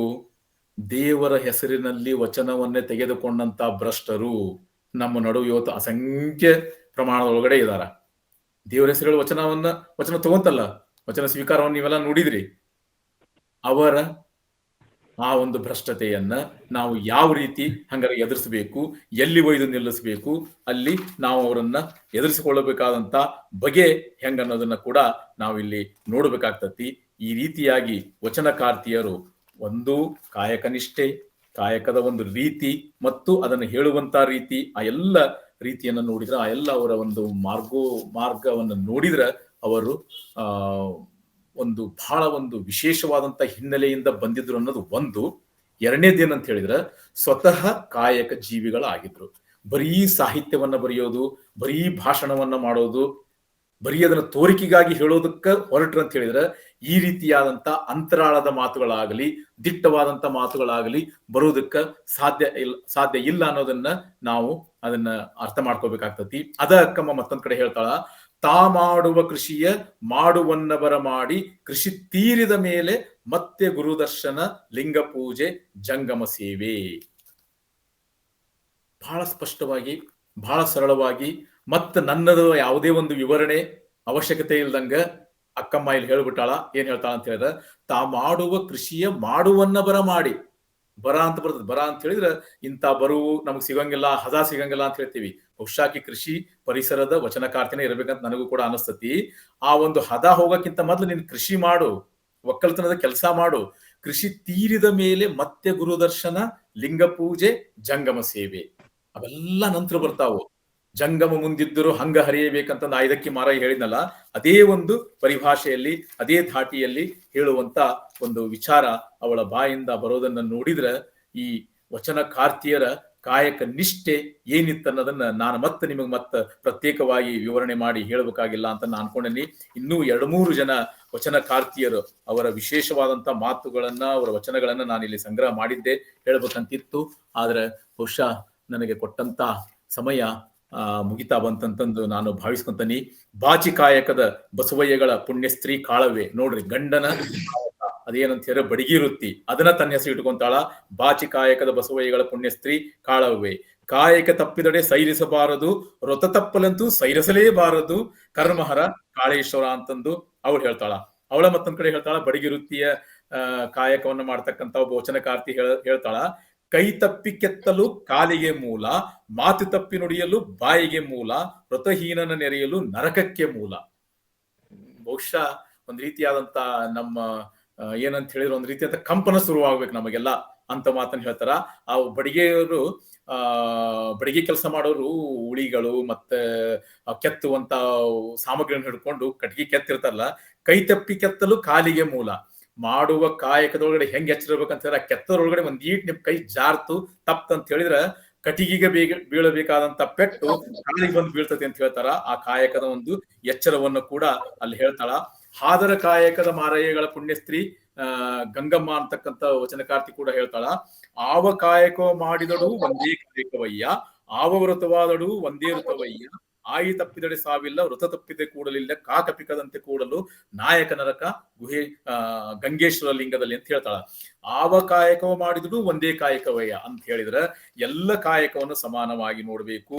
ಯಾವ ಕಾಯಕವೂ ಕನಿಷ್ಠ ಅಲ್ಲ, ಯಾವ ಕಾಯಕವೂ ಶ್ರೇಷ್ಠ ಅಲ್ಲ ಅಂತಕ್ಕಂಥ ವಿಚಾರಗಳನ್ನ ಇಟ್ಟುಕೊಂಡು ಸರಿಸಮಾನವಾಗಿ ಕಾಣುವಂಥದ್ದು, ಅದನ್ನ ಅಳವಡಿಸಿಕೊಳ್ಳದ್ದು, ಅದನ್ನ ಬೇರೆ ವಚನಕಾರರಿಗೆ, ಬೇರೆ ಸಮಾಜ ಜೀವಿಗಳಿಗೆ, ತಮ್ಮ ಸಹವರ್ತಿಗಳಿಗೆ ಬೋಧೆಯಾಗ ರೀತಿ ಒಳಗಡೆ ಹೇಳುವಂತ ಸಂಗತಿಗಳನ್ನ ನೋಡಿದ್ರೆ ವಚನಕಾರ್ತಿಯರ ಕಾಯಕ ನಿಷ್ಠೆ ಎಂಥದ್ದು ಅಂತ ನಮ್ಗೆ ಅರ್ಥ ಆಗ್ತತಿ. ವಚನದೊಳಗಡೆ ಕಾಯಕ ಶಬ್ದ ಬಂದ್ರೆ ಮಾತ್ರ ಅವರಿಗೆ ಕಾಯಕ ನಿಷ್ಠೆ ಅಂತ ಅರ್ಥ ಆಗಿತ್ತು ಅಂತ ಅರ್ಥ ಅಲ್ಲ. ಅವರು ಒಟ್ಟಾರೆಯಾಗಿ ಅಕ್ರಮ ಸಂಗ್ರಹಕ್ಕೆ, ಹೆಚ್ಚುವರಿಯಾದಂತಹ ಸಂಗ್ರಹಕ್ಕೆ, ದುಡಿದು ತಿಂದೇ ಇರತಕ್ಕಂಥ ವಿಚಾರಗಳಿಗೆ ಮತ್ತು ಭವಿಗಳನ್ನು ಕುರಿತಾಗಿ ಮಾತನಾಡುವಂತ ಎಲ್ಲ ಸಂಗತಿಗಳು, ಎಲ್ಲ ವಿಚಾರಗಳು ಕಾಯಕ ನಿಷ್ಠೆಯನ್ನು ಕುರಿತಾಗಿನ ಮಾತಾಡ್ತಾ ಬರ್ತಕ್ಕಂಥ ವಿಚಾರವನ್ನ ನಾವೆಲ್ಲ ತಿಳ್ಕೋಬೇಕು. ಬಹುತೇಕ ಎಲ್ಲ ಶರಣೆಯರು, ಬಹುತೇಕ ಅಂದ್ರೆ ತಪ್ಪಾಗ್ತತಿ, ಎಲ್ಲ ಶರಣೆಯರು ಸತ್ಯ ಶುದ್ಧ ಕಾಯಕ ಜೀವಿಗಳನ್ನ ಆಗಿದ್ರು ಮತ್ತು ಎಲ್ಲ ಕಾಯಕವನ್ನು ಸಮಾನವಾಗಿ ಕಾಣ್ತಿದ್ರು. ಅಂದಂದಿನ ಕಾಯಕವನ್ನ ಅಂದಂದನೇ ಮಾಡಬೇಕನ್ನುವಂತ ಶರಣ ಸಿದ್ಧಾಂತವನ್ನ ಅಪ್ಪಿಕೊಂಡವರಾಗಿದ್ದರು ಮತ್ತು ಸಂಗ್ರಹ ಪ್ರವೃತ್ತಿಯನ್ನ ಬಹಳ ದಿಟ್ಟವಾಗಿ ವಿರೋಧಿಸುವಂತ ದಾಸೋಹ ಪ್ರವೃತ್ತಿಯನ್ನ ಎಂದೆಂದಿಗೂ ಅಳವಡಿಸಿಕೊಂಡಂತ ವಚನಕಾರ್ತಿಯರು ಇವರು ಆಗಿದ್ರು ಅನ್ನುವಂತ ಮಾತನ್ನ ಈ ಸಂದರ್ಭದಲ್ಲಿ ಹೇಳ್ತಾ, ಬಹುಶಃ ಒಂದು 45 ನಿಮಿಷದೊಳಗಡೆ ನಾನು ಸಂಗ್ರಹಿಸಿದ ಕೆಲವು ಭಾಗಗಳನ್ನ ಮಾತ್ರ ಇಲ್ಲಿ ಹೇಳೋದಕ್ಕೆ ಪ್ರಯತ್ನವನ್ನ ಮಾಡಿದ್ದೀನಿ. ವಚನಕಾರ್ತಿಯರ ಕಾಯಕ ನಿಷ್ಠೆಯನ್ನ ತಿಳಿಬೇಕಂತ ಹೇಳಿದ್ರೆ ನೀವು ಇನ್ನೂ ಬಹಳಷ್ಟು ವಚನಕಾರ್ತಿಯರ ವಚನಗಳನ್ನ ಅಧ್ಯಯನ ಮಾಡ್ಬೇಕಾಗ್ತತಿ, ಓದ್ಬೇಕಾಗ್ತತಿ. ನಾನು ಕೂಡ ಅದೇ ಮಾರ್ಗದಲ್ಲಿ ಇದ್ದೀನಿ ಅನ್ನುವಂತ ಮಾತನ್ನ ಹೇಳ್ತಾ, ಈ ಒಂದು ವೇದಿಕೆಯ ಮುಖಾಂತರ ಕೆಲವು ಸಂಗತಿಗಳನ್ನ ಕೊಟ್ಟಿರುವ ಶೀರ್ಷಿಕೆಯ ಅಡಿ ಒಳಗಡೆ ಹಂಚಿಕೊಳ್ಳೋದಕ್ಕೆ ಅವಕಾಶ ಮಾಡಿಕೊಟ್ಟಂತ ವೇದಿಕೆಯ ಎಲ್ಲ ಕಾರ್ಯಕ್ರಮ ಸಂಘಟಕರಿಗೂ ಮತ್ತು ಆನ್ಲೈನ್ ಅಲ್ಲಿ ಇದ್ದು ಸುಮಾರು 35 ಜನರು ಇದ್ದು ಇಲ್ಲಿ ನನ್ನ ಮಾತಿಗೆ ಕಿವಿಯಾಗಿದ್ರಿ. ಬಹಳ ಸಮಾಧಾನ ಚಿತ್ತರಾಗಿ ಮಾತನ್ನ ಕೇಳಿದ್ರಿ. ಆನ್ಲೈನ್ ಕಾರ್ಯಕ್ರಮದೊಳಗಡೆ ಬಹಳ ಕಣ್ಣಿಟ್ಟು ನೋಡ್ಕೊಂಡು ಮಾತಾಡಕ್ ಆಗೋದಿಲ್ಲ ಅಂತ ಒಂದು ರೀತಿಯ ನಡುವನ್ನ ನನಗನ್ಸಿದಷ್ಟು ಸಂಗತಿಯನ್ನು ಹಂಚ್ಕೊಳ್ಳೋ ಪ್ರಯತ್ನವನ್ನು ಮಾಡಿದ್ದೀನಿ. ಕೇಳಿದಂತ ತಮಗೆಲ್ರಿಗೂ ಮತ್ತೊಮ್ಮೆ ಹೃತ್ಪೂರ್ವಕವಾದಂತ ವಂದನೆಗಳನ್ನ ಹೇಳಿ ನನ್ನ ಮಾತು ಮುಗಿಸ್ತೀನಿ. ಎಲ್ರಿಗೂ ಶರಣಾರ್ಥಿಗಳು. ಎಸ್ ಸರ್, ತಮಗೆ ತುಂಬು ಹೃದಯದ ಧನ್ಯವಾದಗಳು ಸರ್. ಅತ್ಯಂತ ಸರಳ ಭಾಷೆಯಲ್ಲಿ ಅತ್ಯಂತ ವಿಸ್ತಾರವಾಗಿ ಎಲ್ಲರಿಗೂ ಕಾಯಕದ ಕಲ್ಪನೆಯನ್ನ ಮೂಡಿಸಿಕೊಟ್ರಿ. ಹೇಗೆ ನಮ್ಮ ವಚನಗಾರ್ತಿಯರು ತಮ್ಮ ವಚನಗಳಲ್ಲಿ ಕಾಯಕವನ್ನ ಹೇಗೆ ಪ್ರತಿಪಾದಿಸಿದ್ದಾರೆ ಅನ್ನೋದನ್ನ ಬಹಳ ಸುಂದರವಾಗಿ ಎಲ್ಲರಿಗೂ ಮನಮುಟ್ಟುವಂತೆ ಹೇಳಿದ್ರಿ ಸರ್. ತುಂಬು ಹೃದಯದ ಧನ್ಯವಾದಗಳು ತಮಗೆ. ಸರ್, ಡೋನೂರ್ ಸರ್ ಅವರ ಮಾತಿನ ನಂತರ ಮತ್ತೆ ಚರ್ಚೆಗೆ ಅವಕಾಶವಿದೆ. ಈಗ ಕಾರ್ಯಕ್ರಮದ ಅಧ್ಯಕ್ಷತೆಯನ್ನ ವಹಿಸಿರ್ತಕ್ಕಂತಹ ಪ್ರೊಫೆಸರ್ ಬಸವರಾಜ್ ಡೋನೂರ್ ಸರ್ ಅವರು ಕೆಲವೊಂದು ಪೂರಕ ಮಾತುಗಳನ್ನ ಆಡ್ಬೇಕಂತ ಹೇಳಿ ಅವರಲ್ಲಿ ಕೇಳ್ಕೊಳ್ತೀನಿ ಸರ್. ಎಲ್ಲರಿಗೂ ನಮಸ್ಕಾರ. ಡಾಕ್ಟರ್ ಪ್ರಶಾಂತ್ ಧ್ವನಿ ಕೇಳಿಸ್ತದ? ಹಾ, ಕೇಳಿಸ್ತಾ ಇದೆ ಸರ್. ಧಾರವಾಡ ಕಟ್ಟೆಯ ಎಲ್ಲ ಸಂಗಾತಿಗಳೇ, ಸ್ನೇಹಿತರೆ, ಹಿರಿಯರೇ, ಎಲ್ಲರಿಗೂ ನಮಸ್ಕಾರ. ಇಲ್ಲಿವರೆಗೆ ನಾವು ಡಾಕ್ಟರ್ ಚನ್ನಪ್ಪ ಅಂಗಡಿಯವರ ಮಾತುಗಳನ್ನ ಕೇಳಿದ್ದೇವೆ. ವಚನಕಾರ್ತಿಯರ ಕಾಯಕ ಸಿದ್ಧಾಂತದ ಬಗ್ಗೆ ಅವರು ಸುಮಾರು 50-55 ವರ್ಷಗಳ ಕಾಲ ಚನ್ನಪ್ಪ ಅಂಗಡಿಯವರು ಮಾತನಾಡಿದರು.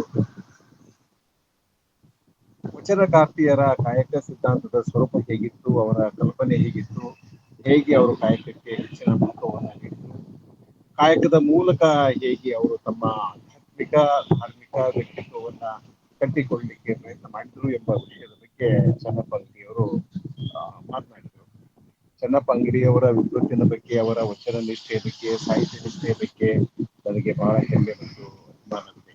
ಯಾವುದೇ ವಿಷಯವನ್ನ ಅವರು ಬಹಳ ಕೂಲಂಕಷವಾಗಿ ಅಧ್ಯಯನ ಮಾಡಿಕೊಂಡು ತಯಾರಿ ಮಾಡಿಕೊಂಡು ಮಾತನಾಡ್ತಾರೆ.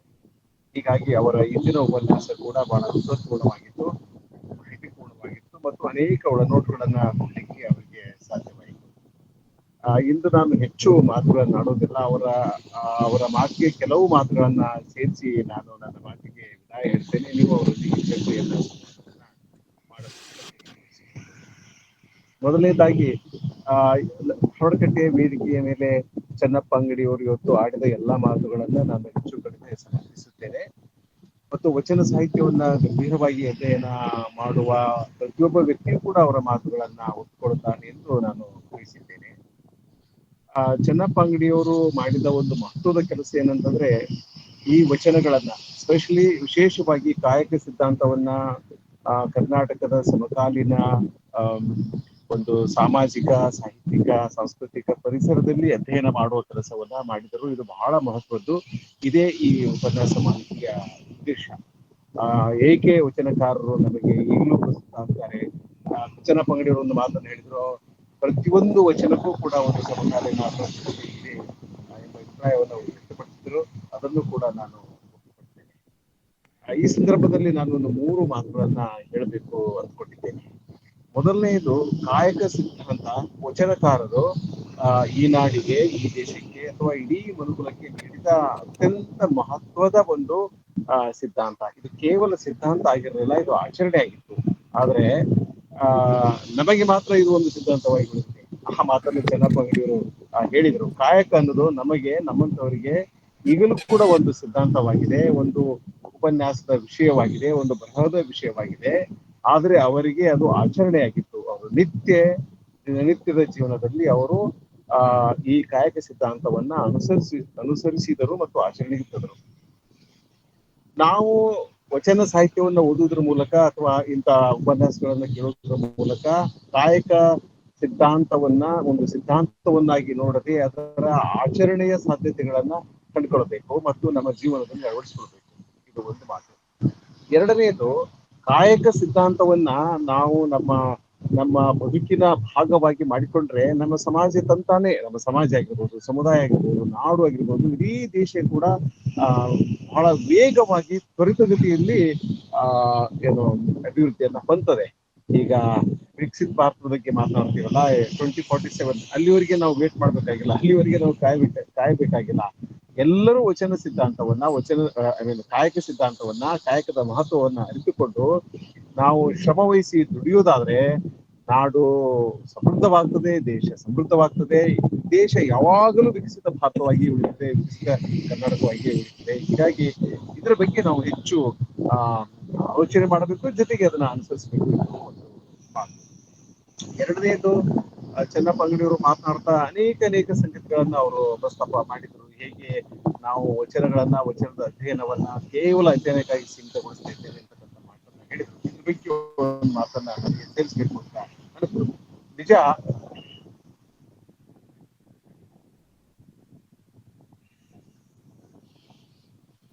ಸರ್ ನಿಮ್ದು ವಾಯ್ಸ್ ಹೊಂಟದ್ ಸರ್, ಧ್ವನಿ ಹೋಯ್ತು ಸರ್, ನಿಮ್ದು ಕೇಳ್ತಾ ಇಲ್ಲ.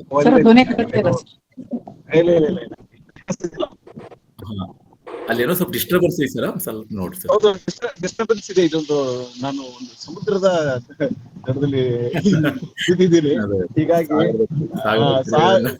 ಸಾಗರದ ತೆರೆಗಳನ್ನ ನಾನು ನೋಡ್ತಾ ಇದ್ದೀನಿ. ನೀವು ಕೇಳಿಸ್ಕೊಳ್ಬಹುದು. ನಾನು 2 ನಿಮಿಷದಲ್ಲಿ ನಾನು ಮಾತನಾಡೋದನ್ನ ಮುಗಿಸ್ತೇನೆ. ಇಲ್ಲಿಂದ ಹೊರಗಡೆ ಹೋಗ್ಲಿಕ್ಕೂ ಸಾಧ್ಯ ಆಗೋದಿಲ್ಲ. ಹೀಗಾಗಿ ಒಂದೆರಡು ಮಾತುಗಳನ್ನ ನಾನು ಆಡಿದ ಮಾತಿಗೆ ವಿದಾಯ ನೀಡುತ್ತೇನೆ. ನೀವು ಸಂವಾದವನ್ನ ಮುಂದುವರಿಸಬಹುದು.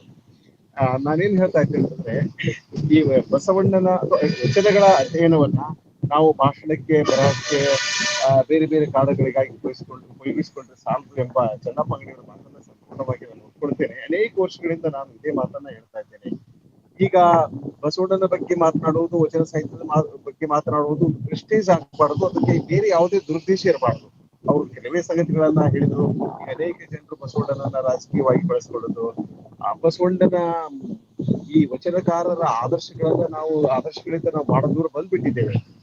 ಬಸವಣ್ಣ ಒಂದು ಮಹಾಮನೆಯನ್ನ ಕಟ್ಟಿದ, ಎಲ್ಲರನ್ನೂ ಒಗ್ಗೂಡಿಸಿಕೊಂಡು ಸಮಾಜವನ್ನು ಕಟ್ಟಿದ ಅಂತ ಚೆನ್ನಪ್ಪ ಅಂಗಡಿಯವರು ಹೇಳಿದ್ರು. ಈಗ ಹಾಗಾಗಿಲ್ಲಲ್ಲ. ಈ ಮಹಾಮನೆ ಅನ್ನೋದು ಒಡೆದು ಹೋಗಿದೆ, ವಿಚಿತ್ರವಾಗಿ ಹೋಗಿದೆ.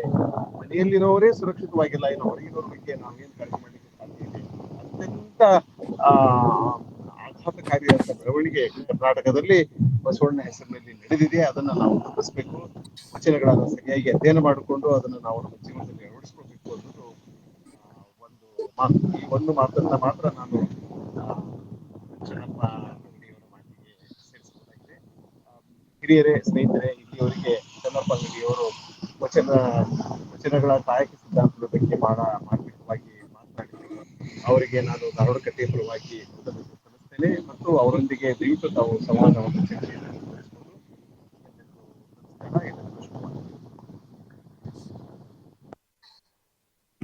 ಎಸ್ ಸರ್, ತುಂಬು ಹೃದಯದ ಧನ್ಯವಾದಗಳು ಸರ್ ತಮಗೆ.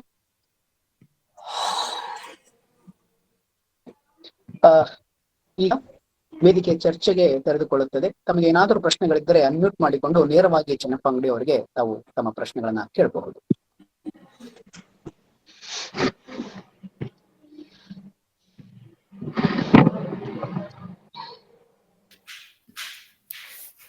ಪ್ರಶಾಂತ್ ಅವರೇ. ಹಾ ಸರ್. ವೇದಿಕೆಯಲ್ಲಿ ಜಂಟಿ ಕೃಷಿ ನಿರ್ದೇಶಕರಂತ ಶ್ರೀನಿವಾಸ್ ಚಿಂತಾಲ್ ಅವರು ಇದ್ದಾರೆ. ಹಾ ಸರ್. ಬಾಗಲಕೋಟೆ ಸಾಹಿತಿಗಳಂತ ವಿಜಯಕುಮಾರ್ ಕಟಗೇಳಿ ಮಠ ಅವರು ಇದ್ದಾರೆ. ಸಾಹಿತಿಗಳಂತ ಪುಟ್ಟು ಕುಲಕರ್ಣಿ ಅವರು, ರಾಮಚಂದ್ರ ಕುಲಕರ್ಣಿ ಅವರು, ಘಟಾನುಘಟಿ ಸಾಹಿತಿಗಳು ನಿಮ್ಮ ವೇದಿಕೆಯಲ್ಲಿ ಬಂದು ನಮ್ಮ ವೇದಿಕೆಯಲ್ಲಿ ಇದಾರೆ ಸರ್. ಯಾವಾಗ್ಲೂ ನಮ್ಗೆ ಕಟಗೇಳಿ ಮಠ ಸರ್ ಯಾವಾಗ್ಲೂ ನಮ್ಮ ಜೊತೆನೆ ಇರ್ತಾರೆ ಸರ್. ಧಾರವಾಡ ಕಟ್ಟೆಯ ಬೆನ್ನೆಲುಬಾಗಿ ನಿಂತಿದ್ದಾರೆ ಅವರು. ಯಾವಾಗ್ಲೂ ಎಲ್ಲ ಇದರಲ್ಲಿ ಕೂಡ ಯಾವಾಗ್ಲೂ ನಮ್ಮ ಧಾರವಾಡ ಕಟ್ಟೆಯ ಪ್ರೋಗ್ರಾಮ್ಗಳಲ್ಲಿ ಇರ್ತಾರೆ ಸರ್. ತಮಗೆ ತುಂಬು ಹೃದಯದ ಸ್ವಾಗತ ಸರ್. ತಮಗೆ ವಿಜಯಕುಮಾರ್ ಸರ್ ಸಂತೋಷ ಹಂಚ್ಕೋಬೇಕು ಅನಿಸ್ತು ಅಷ್ಟೇ. Yes sir, yes sir, yes sir. ಏನಾದ್ರು ಪ್ರಶ್ನೆಗಳಿದೆ? ನಮಸ್ತೆ ಸರ್. ಸರ್ ನಮಸ್ತೆ. ನಮಸ್ಕಾರ ಸರ್. ನಮಸ್ಕಾರ. ಅದೇಲ್ಲ ಬಹಳ ತುಂಬಾ ಸೊಗಸಾಗಿ ಮಾತಾಡಿದ್ರಿ ಮತ್ತು ಬಹಳ ಅರ್ಥಪೂರ್ಣವಾಗಿ ಮಾತಾಡಿದ್ರಿ. ನಂದೇನು ಯಾವ್ದಕ್ಕೂ ತಕರಾರಿಲ್ಲ. ಆದ್ರೆ ಕಳೆದ ಒಂದು 40 ವರ್ಷದಿಂದ ನಾನು ಈ ವಚನಗಳನ್ನು ಮತ್ತು ಶಿವಶರಣರ ಜೀವನ ಚರಿತ್ರೆಗಳನ್ನು ಅಧ್ಯಯನ ಮಾಡಿದ್ಮೇಲೆ ನಮ್ಮ ವಿಶ್ವವಿದ್ಯಾಲಯದ ಪ್ರಾಧ್ಯಾಪಕರು ಮತ್ತೆ ಅನೇಕ ಸಂಶೋಧಕರು ವಚನಕಾರರನ್ನ ಈ ತರ ವಿಂಗಡಣೆ ಮಾಡೋದು ನಿಮ್ಮಲ್ಲಿ ಬಂತದು. ಅದಕ್ಕೆ ಯಾಕೋ ಅಷ್ಟು ಶಿವಶರಣರ ಜೀವನಕ್ಕೆ ಧಕ್ಕೆ ಬರ್ತದೆ ಅಂತ ನನಗೆ ಅನಿಸ್ತು. ಏನದು ಅಂದ್ರೆ, ಕೆಳವರ್ಗದ ವಚನಕಾರರು, ಮೇಲ್ವರ್ಗದ ವಚನಕಾರರು, ಅಸ್ಪೃಶ್ಯ ವಚನಕಾರರು ಅನ್ನುವ ಶಬ್ದ ಇದೆಯಲ್ಲ, ಶಬ್ದ ಬಳಸಬಹುದು. ಇದನ್ನೇ ಬಳಸೋದ್ರಿಂದ ಪ್ರಜಾಪ್ರಭುತ್ವ ವ್ಯವಸ್ಥೆನಲ್ಲಿ ನಮ್ಮ ಸಮುದಾಯದ ಅಸ್ತಿತ್ವವನ್ನ ಗುರುತಿಸಕ್ಕಾಗಿ ಇದನ್ನ ನಾವು ಬಳಸಬಹುದೇ ಹೊರತು, ಈ ತರ ಬಳಸೋದ್ರಿಂದ ಕಳೆದ 30 ವರ್ಷದಿಂದ ನಾನು ಗಮನಿಸಿದ್ದೇನು ಅಂದ್ರೆ, ಶಿವಶರಣರ ವ್ಯಕ್ತಿತ್ವಕ್ಕೆ ಧಕ್ಕೆ ಬರ್ತಾ ಇದೆ ಅಂತ. ಯಾವುದನ್ನ ಅವರು ಶರಣರು ಕಾಯಕ ದಾಸೋಹ, ಆಮೇಲೆ ಆಚಾರ ಅನುಭವ ಇಟ್ಕೊಂಡು ಇಡೀ ವ್ಯವಸ್ಥೆಯನ್ನು ಬೆಳೆಸಿದ್ರು, ಆ ಬೆಳೆಸಿದ ಮೇಲೆ ಅವರು ಮೊದಲೇ ಬವಿಗಳಿದ್ರು. ಯಾವಾಗ ಅವರು ಭಕ್ತರಾದ್ರು, ಶಿವಶರಣರಾದ್ರು, ಅಲ್ಲಿಗೆ ಪೂರ್ವಾಶ್ರಮ ಅವರಿಗೆ ತಟ್ಟಕ್ಕೆ ಸಾಧ್ಯ ಇಲ್ಲ ಅಂತ. ಆ ಕಾರಣಕ್ಕಾಗಿ ನಾವು ಪೂರ್ವಾಶ್ರಮಕ್ಕೆ ಹೋದ್ವಿ ಅಂದ್ರೆ ವಚನಗಳು ಮತ್ತು ವಚನಕಾರನ ಅರ್ಥ ಮಾಡ್ಕೊಳ್ಳುವಂತ ರೀತಿ ಬಹಳ ಭಿನ್ನ ಆಗ್ತದೆ. ಅದಕ್ಕೆ ನಾನು ವಚನಕಾರರನ್ನ ಅವ್ರನ್ನ ಶಿವಶರಣರಾಗಿ ಇಟ್ಟೇ ನಾವು ಅಧ್ಯಯನ ಮಾಡ್ಬೇಕೆ ಹೊರತು, ಅವರು ಪೂರ್ವಾಶ್ರಮಕ್ಕೆ ಹೋಗಿ ಅಧ್ಯಯನ ಮಾಡೋದ್ರಿಂದ ವಚನಕಾರರ ವ್ಯಕ್ತಿತ್ವಕ್ಕೆ ಮತ್ತು ಅವ್ರ ವಚನಗಳಿಗೆ ಧಕ್ಕೆ ಬರ್ತದೆ ಅರ್ಥ ಮಾಡ್ಕೊಳ್ಳಕ್ಕೆ ಅಂತ ನನಗೆ ಅನಿಸ್ತದೆ. ಇಷ್ಟನ್ನು ಬಿಟ್ರೆ ಉಳಿದದ್ದು ಬಹಳ ಚೆನ್ನಾಗಿ ಮಾತಾಡಿದ್ರಿ. ಈ ಕಾಯಕ ದಾಸೋ ಅನ್ನೋದು 11 ಮತ್ತು 12ನೇ ಶತಮಾನದ ಸಮಗ್ರ ವಚನಕಾರರಿಗೆ ಅದು ಒಂದು ಬದುಕಿನ ಕ್ರಮ ಆಗಿತ್ತು ಅನ್ನೋದನ್ನ ನಾವು ಗಮನಿಸಿದ್ರೆ ವಚನಕಾರರು ಬಹಳ ಸರಳವಾಗಿ ನಮ್ಗೆ ಅರ್ಥ ಆಗ್ತಾರೆ ಅಂತ ನಂಗೆ ಅನಿಸ್ತು. ತುಂಬಾ ಚೆನ್ನಾಗಿ ಮಾತಾಡಿದ್ರಿ, ಅಭಿನಂದನೆಗಳು.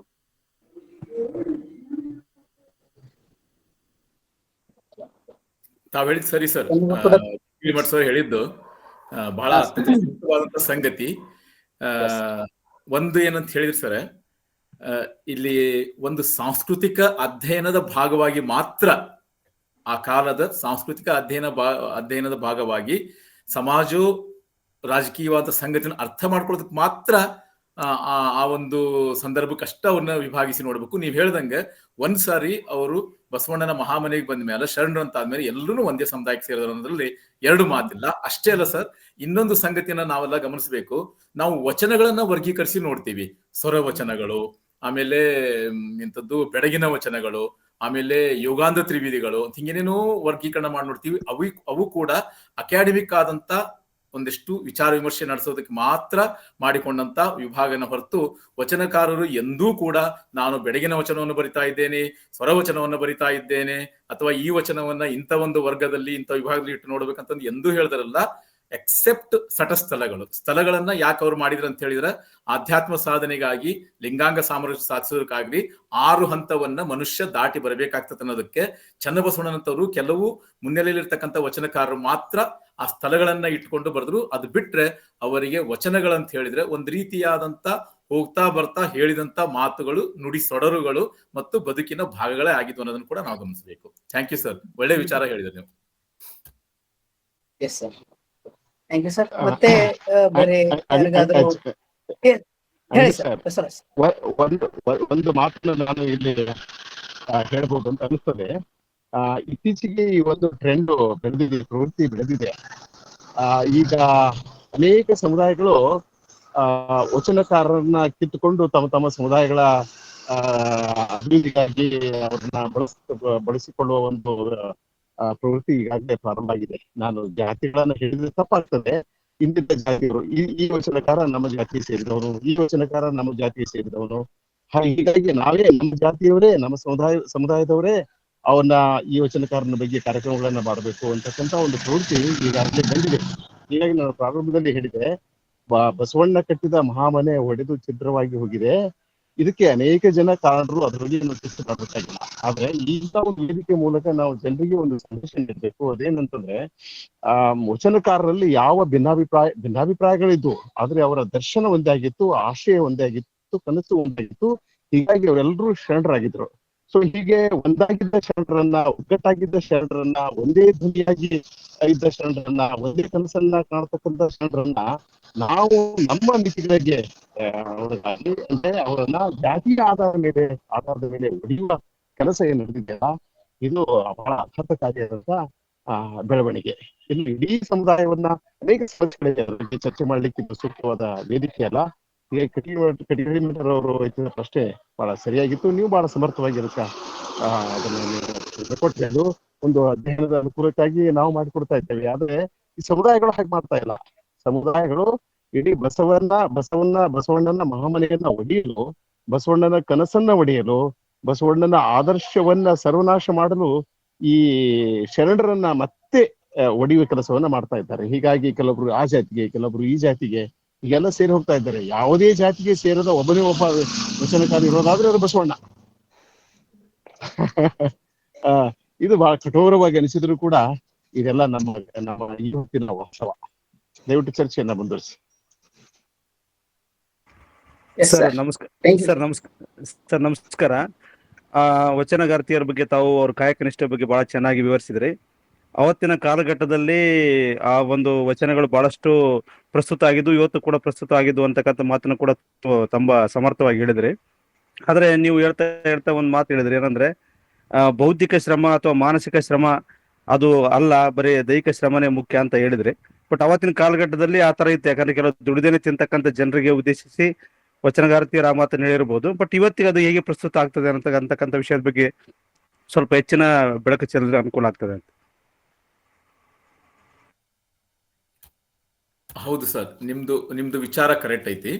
850 ವರ್ಷದ ಹಿಂದೆ ಇದ್ದಂತ ಕಾಯಕ ಪ್ರವೃತ್ತಿನೇ ಇವತ್ತು ಇರಬೇಕು, ಅವತ್ತಿನ ಪರಿಸರನೇ ಇವತ್ತು ಇರಬೇಕು, ಅವತ್ತಿನ ವಾತಾವರಣನೇ ಇವತ್ತಿರ್ಬೇಕಂತಂದು ಊಹೆ ಮಾಡೋದಾಗ್ಲಿ ಅಥವಾ ನಿರೀಕ್ಷೆ ಮಾಡೋದಾಗ್ಲಿ, ಅದನ್ನ ನಡೆಸ್ಕೊಂಡು ಹೋಗೋದಾಗ್ಲಿ ಸಾಧ್ಯನೇ ಇಲ್ಲ. ಅದು ಅತ್ಯಂತ ಒಪ್ಪತಕ್ಕಂತ ಮಾತು. ಸರಿಯಾಗಿನ ನೀವು ಹೇಳಿದ್ರಿ. ಇವತ್ತು ತಲೆ ಖರ್ಚು ಮಾಡದೆ ಯಾವುದೂ ಕೆಲಸ ನಡೆಯೋದಿಲ್ಲ. ಆದ್ರೆ ನನ್ನ ತಕರಾರಿರೋದು, ನಾನು ಎತ್ತಿದಂತ ವಿಷಯ ಏನಂತ ಹೇಳಿದ್ರೆ, ದುಡಿದು ಶ್ರಮವಹಿಸಿ ಬಹಳಷ್ಟು ಶ್ರಮವಹಿಸಿ ಬಹಳ ಮೈ ಮುರಿದು ದುಡಿತಾ ಇರ್ತಕ್ಕಂಥ ಜನರಿಗೆ ಸಿಗ್ತಕ್ಕಂಥ ಆದಾಯಕ್ಕೂ ಮೈ ಮುರಿದೇನೆ ಬರೀ ತಲೆ ಖರ್ಚು ಮಾಡಿ ಬರೀ ಬುದ್ಧಿಮತ್ತೆಯನ್ನ ಓಡಿಸಿ ಈಗ ಕೃತಕ ಬುದ್ಧಿಮತ್ತೆ ಅಂತ ಬಂದ್ಬಿಟ್ಟದೊಂದು. ಅದಂತೂ ನಿಮ್ಗೆ ಗೊತ್ತಿರ್ತಕ್ಕಂಥ ವಿಚಾರ. ಈಗೆಲ್ಲ ಸಾಫ್ಟ್ವೇರ್ ಇವೆಲ್ಲ ಬಂದಿರೋ ಸಂದರ್ಭದಲ್ಲಿ ನೀವೆಲ್ಲ ಅದ್ ನೋಡಿರ್ತೀರಿ. ಆ ಕೃತಕ ಬುದ್ಧಿಮತ್ತೆಗಿಂತ ಸಹಜ ಬುದ್ಧಿಮತ್ತೆ ಅಂತ ಒಂದಿದೆ. ಮನುಷ್ಯನಿಗೆ ಅವನದೇ ಅಂತ ಒಂದು ಸಹಜ ಬುದ್ಧಿಮತ್ತೆ ಅಂತಿದೆ, ನಿಸರ್ಗ ವಿವೇಕ ಅಂತಿದೆ. ಅದನ್ನು ಬಳಸಿಕೊಂಡು ಮಾಡಿದ್ರೆ ಇನ್ನೂ ಉತ್ತಮ ಅಂತ ಹೇಳಿದ್ ಒಂದು.